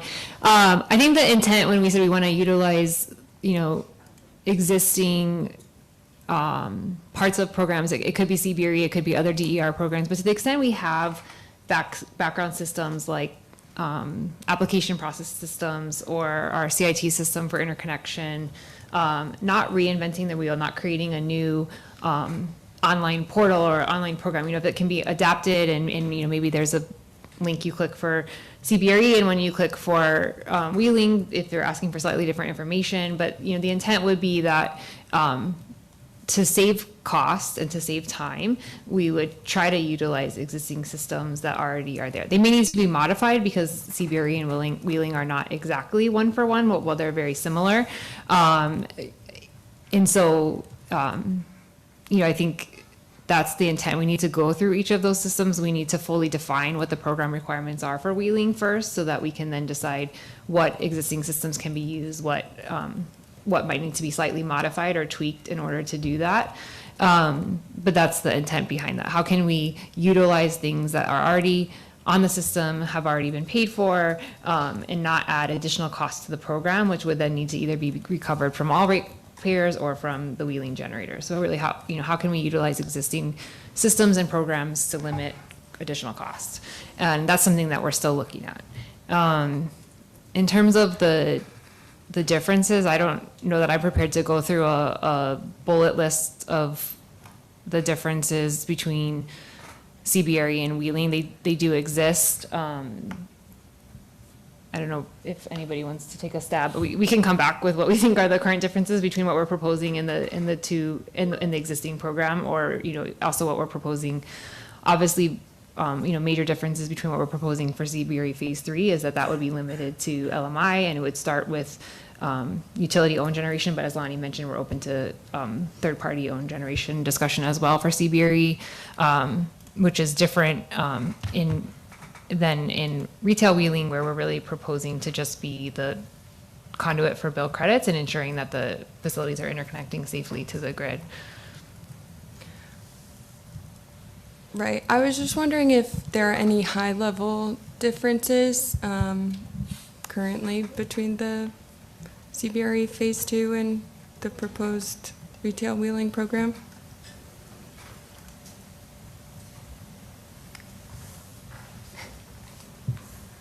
I'm trying to like rack my brain. There are differences. I'm sorry. I'm just like failing to.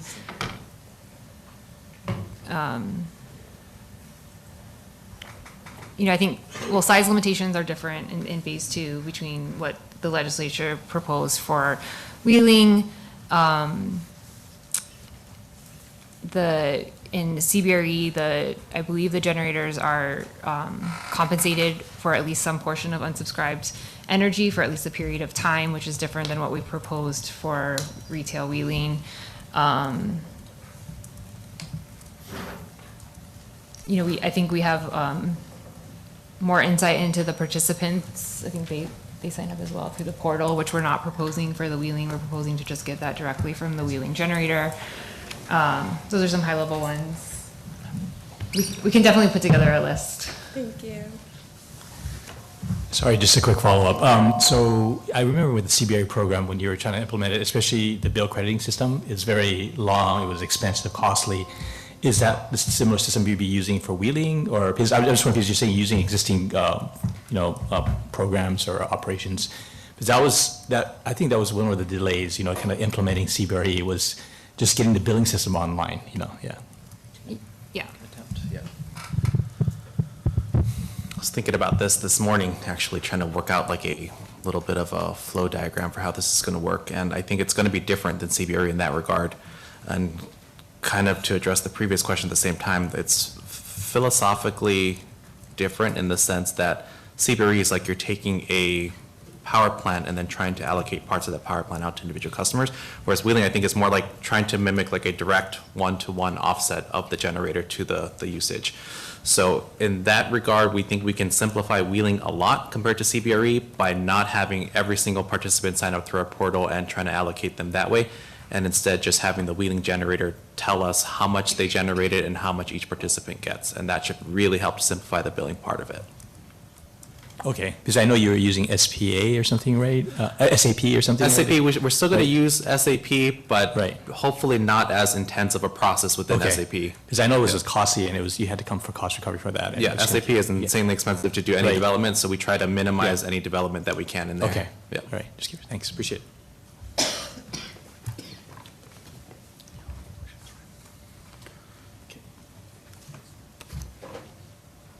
Okay, so I don't think staff has any additional questions. Commissioners, do you have any additional questions before, again, I close out the meeting or, yeah. How are we doing on time? We can probably accommodate about 10 to 15 more minutes of questions before we close out the meeting. Michael, why don't you go ahead if you've got a question? Just have one question. Apologies if you've addressed this already. To verify, there's still going to be metering from Hawaiian Electric that would verify at the point of interconnection how much the generator is supplying. That's okay. Thanks. That was an easy one. Yeah, I think that's the generator will provide information to Hawaiian Electric, but then the very important step is that we verify that before we actually allocate credits to ensure that what's provided is actually what's being allocated, and we're not further pushing costs onto non-participating customers.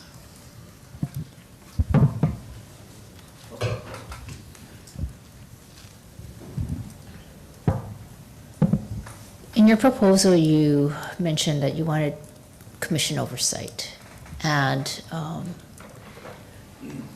I guess it's to make sure that the commission is aware of the agreements, the private agreements between the generator and the, I guess, the participant. Are there guidelines that you're intending to provide to the generator as far as what the agreement should look like, or is this a free-for-all that you're giving to us to oversee?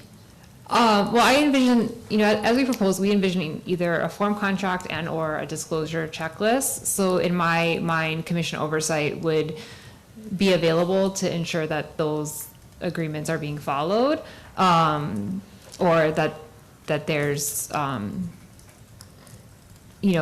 that they're being executed at a very minimum, that they're being, that generators are providing the information required under those agreements to the customers that are required.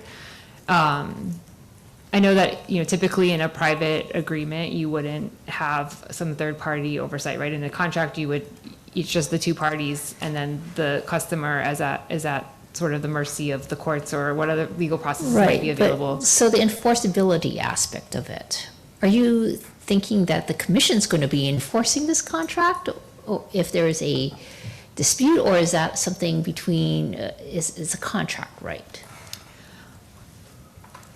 I think that in terms of enforceability, it might be difficult for the PUC to enforce that. I think it's more in terms of ensuring that those agreements are in place.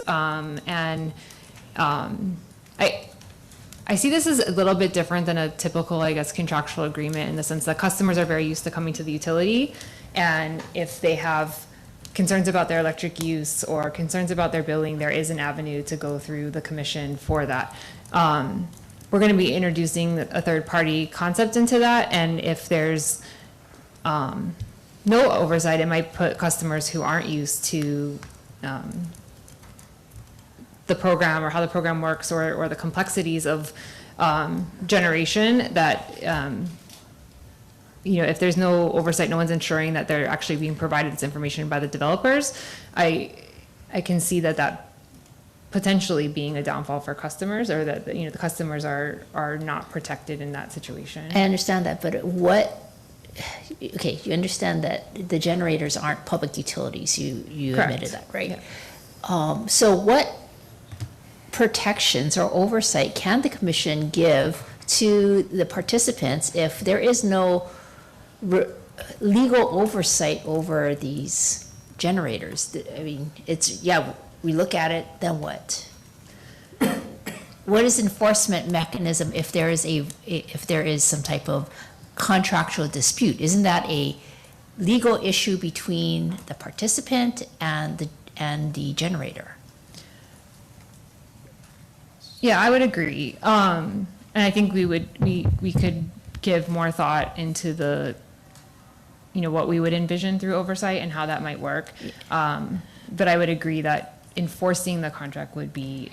Yeah, because I could see a participant coming to the commission and say, well, you signed off on this, but you're telling me that now, even though you signed off on this, you don't have any authority to do anything or provide any remedies because of some type of issue between the participant and the generator, which is correct. We don't have any regulatory oversight over a non-public utility. So I just see placing this requirement on the commission and having us review this, I don't think it solves the consumer protection issue. So if you could give further insight into that, Sure. that would be great. Oh, sorry. And also, if you wouldn't mind, I think Kevin Oda might have a comment online from our legal department. Is that the raised hand? I believe so.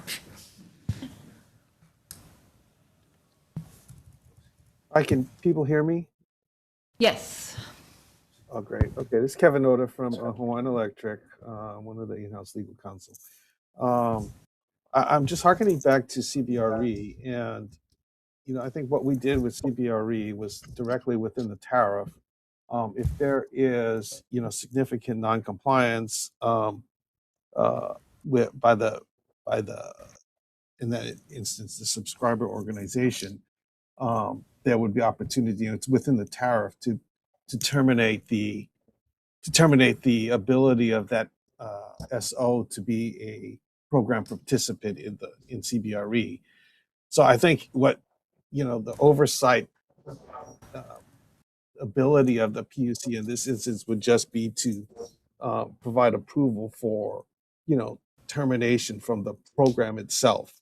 I think the generators, everybody are allowed to become generators and participate in the program with PUC approval by the approval of the tariff, and if the tariff also then allows for termination for habitual violators of uh, you know maybe doing a lot of contracts that don't follow the program or don't complete a consumer protection disclosure checklist or things like that, that there is an avenue to terminate the project from the program.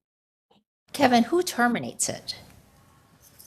Are you saying that the commission will then now have the ability to terminate the contract based on a contractual dispute between the two parties? Because I don't think that we have the authority for a non-utility and a customer to do that. And you put it in the government's, I guess, jurisdiction. Isn't there takings and due process issues? And will a participant have the wherewithal to exercise their correct legal authority or, I guess, representation to understand all of those rights and duties?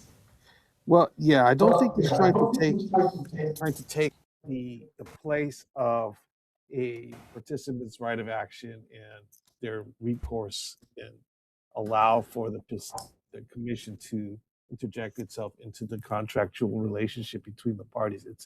It's more that it would be, because we would have to have a contract with the wheeling generator, and there would be contractual provisions in there that, with the authority of the tariff, that we could terminate them from being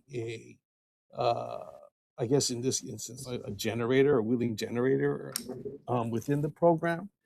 And then within the contract between that wheeling generator, if they're terminated, then I would imagine, or what would be probably one of the consumer disclosure issues that we would insist upon, is that termination would then be a breach under that contract, which would give the participant the right of action to seek redress under that contract.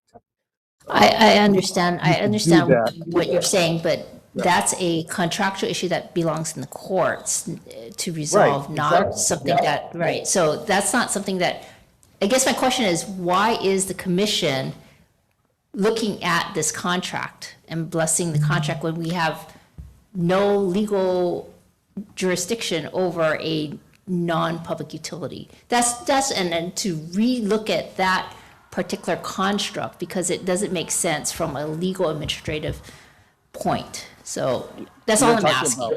You're talking about the contract between the generator and the participant, right?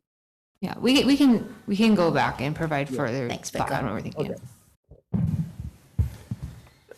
So just generally, a fundamental concern is trying to get to a place of clarity and simplicity, which are goals you acknowledged at the beginning. Like, we're far away from that right now, and we'll have to do a lot of work to try to get there. But we don't want to get into a situation where we are creating another program like the current CBRE, which has attracted far fewer participants than we ever anticipated. I mean, less than 10% of the program cap so far. So approximately, but that's the purpose that we're sitting here to try to achieve, is to try to figure out some additional way to bring renewable resources into our island grids in a way that we haven't tried before, and frankly, no other jurisdiction that I'm aware of has really tried before in this way. I mean, I'm only familiar with wheeling in wholesale markets, which we don't have here. We've got a captive market, defined territories, island grids that have no support from the outside, So it'll get really in a unique situation looking at this type of concept.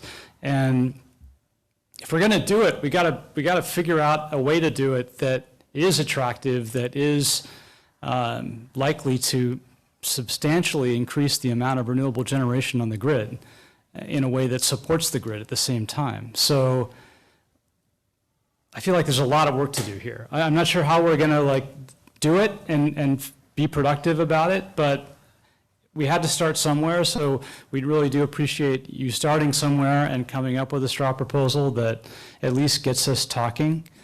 But we're a long way away, I think, from something that makes sense. Because it seems like it just, to the point of the Avalon representative earlier, when you have a limited number of integrators in the state to do this kind of work, they're going to focus on the customers that get the greatest value for what they can provide. The greatest value kind of still remains offsetting existing load, and that's way simpler and way, much easier to negotiate, and with HECO, with the customer, with the clarity of valuation, it's all very, very clear.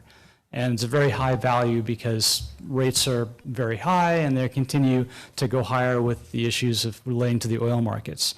So this kind of thing, similar to CBRE, coming up with a really complicated, challenging program that the value shifts around a lot, or where it's hard to describe, it's just going to fail out of the gate, and we don't want that. We want to try to see if we can do something that will likely succeed out of the gate. And maybe that means doing it in much more targeted ways. I don't know. We should figure out where the best value is and how to implement them. Other jurisdictions, look at the grid edge in their systems and think about the communities that where it's really expensive for the utility to serve those communities, and maybe it would be better, getting back to our microgrid concepts, to figure out a way to incentivize, more DERs, and maybe on the scale of this 100 kW to 2 megawatts or whatever in that specific area, so that we get a whole bunch of people coming in there to help us build that resource and serve those communities, because that's where the greater value is, perhaps. I think we should just start to really think about the value. How do we capture that value? Because that's where the incentive is going to be real, right? Because there are real incentives, there are real, things we can offset that the utilities are already paying a lot to do, that we could perhaps do cheaper with a distributed resource. So anyway, that's just sort of a general comment. I don't know exactly where to go with all of that, but I think that's what the challenge is finding a way to make this truly simple, truly attractive, and open up a new frontier of incentivizing and encouraging additional renewable resources to come onto the grid fairly quickly, on a scale that's faster, time scale that's faster than utility scale development. It shouldn't take as long. These are smaller projects. But with CBRE, it's taking at least as long to get those projects online. And that's just an utter failure because they're small. We can't figure out a way to get these smaller projects onto the grid and useful. We have not succeeded in our effort. So, but that's it. That's my soapbox. Well, we give you another opportunity after this when I go over the procedural items.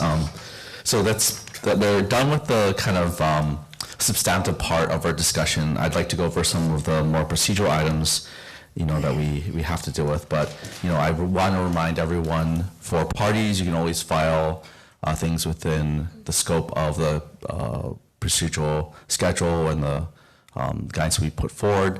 For stakeholders, you can always provide your comments through the public comment process, referencing 2024-0200, the billing docket. I want to thank everyone here today for your participation.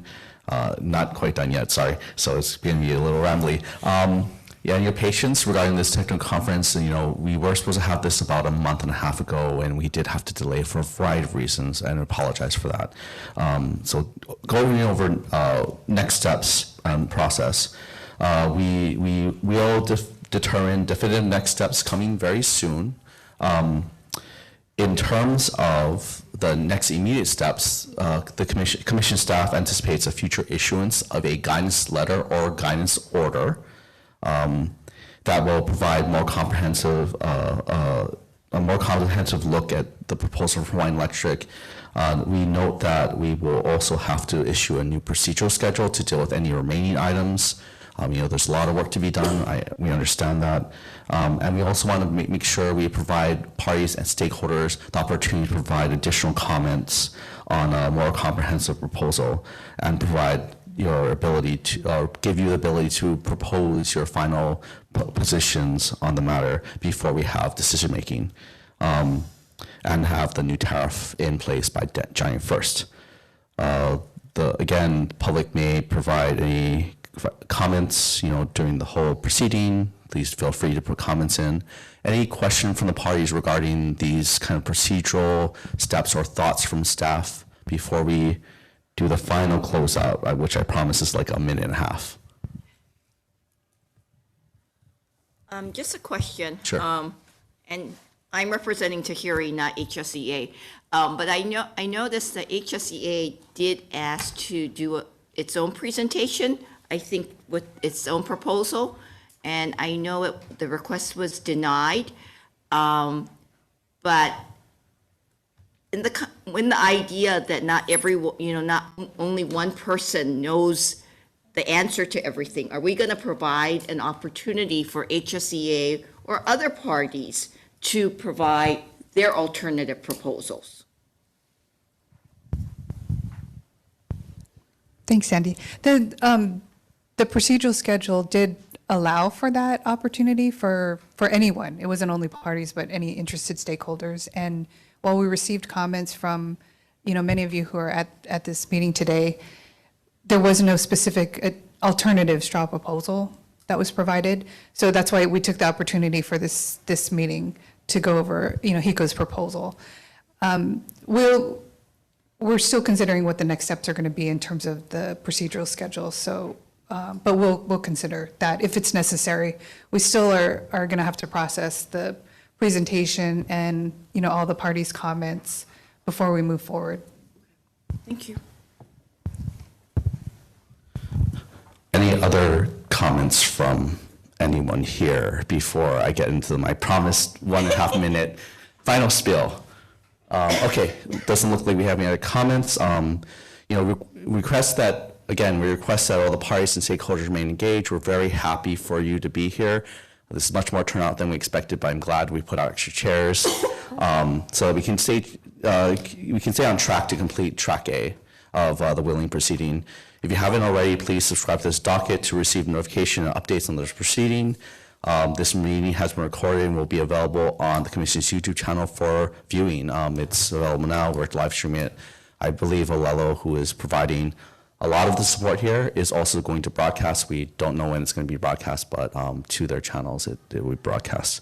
I'd like to open up for any final remarks from the commissioners who may want to make some brief closing comments, and then we just close.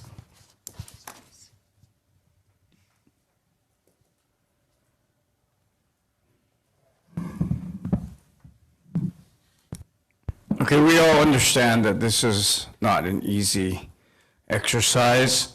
I know we got somewhat of a scoldings by Commissioner Yost, but I take his comments, to be something that is saying we have, arguably 8 or less than 8 months to complete this process, and so it could be done in a myriad of ways. But of course, when I look at the statute, it's not a very prescriptive statute.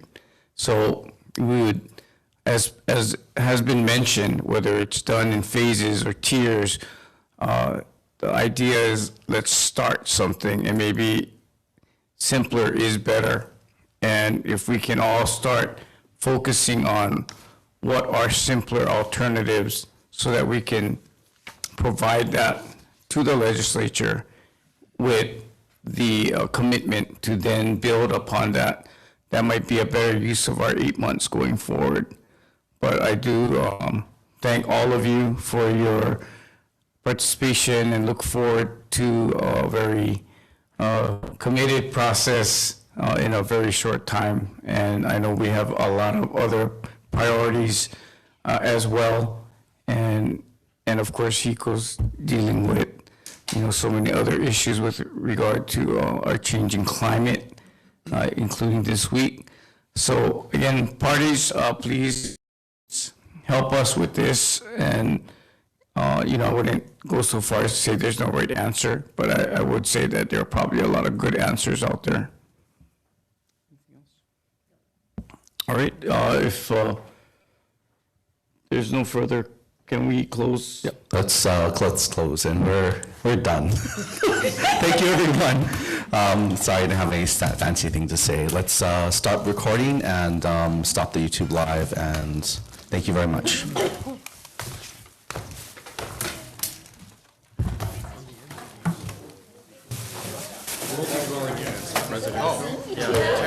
Yeah.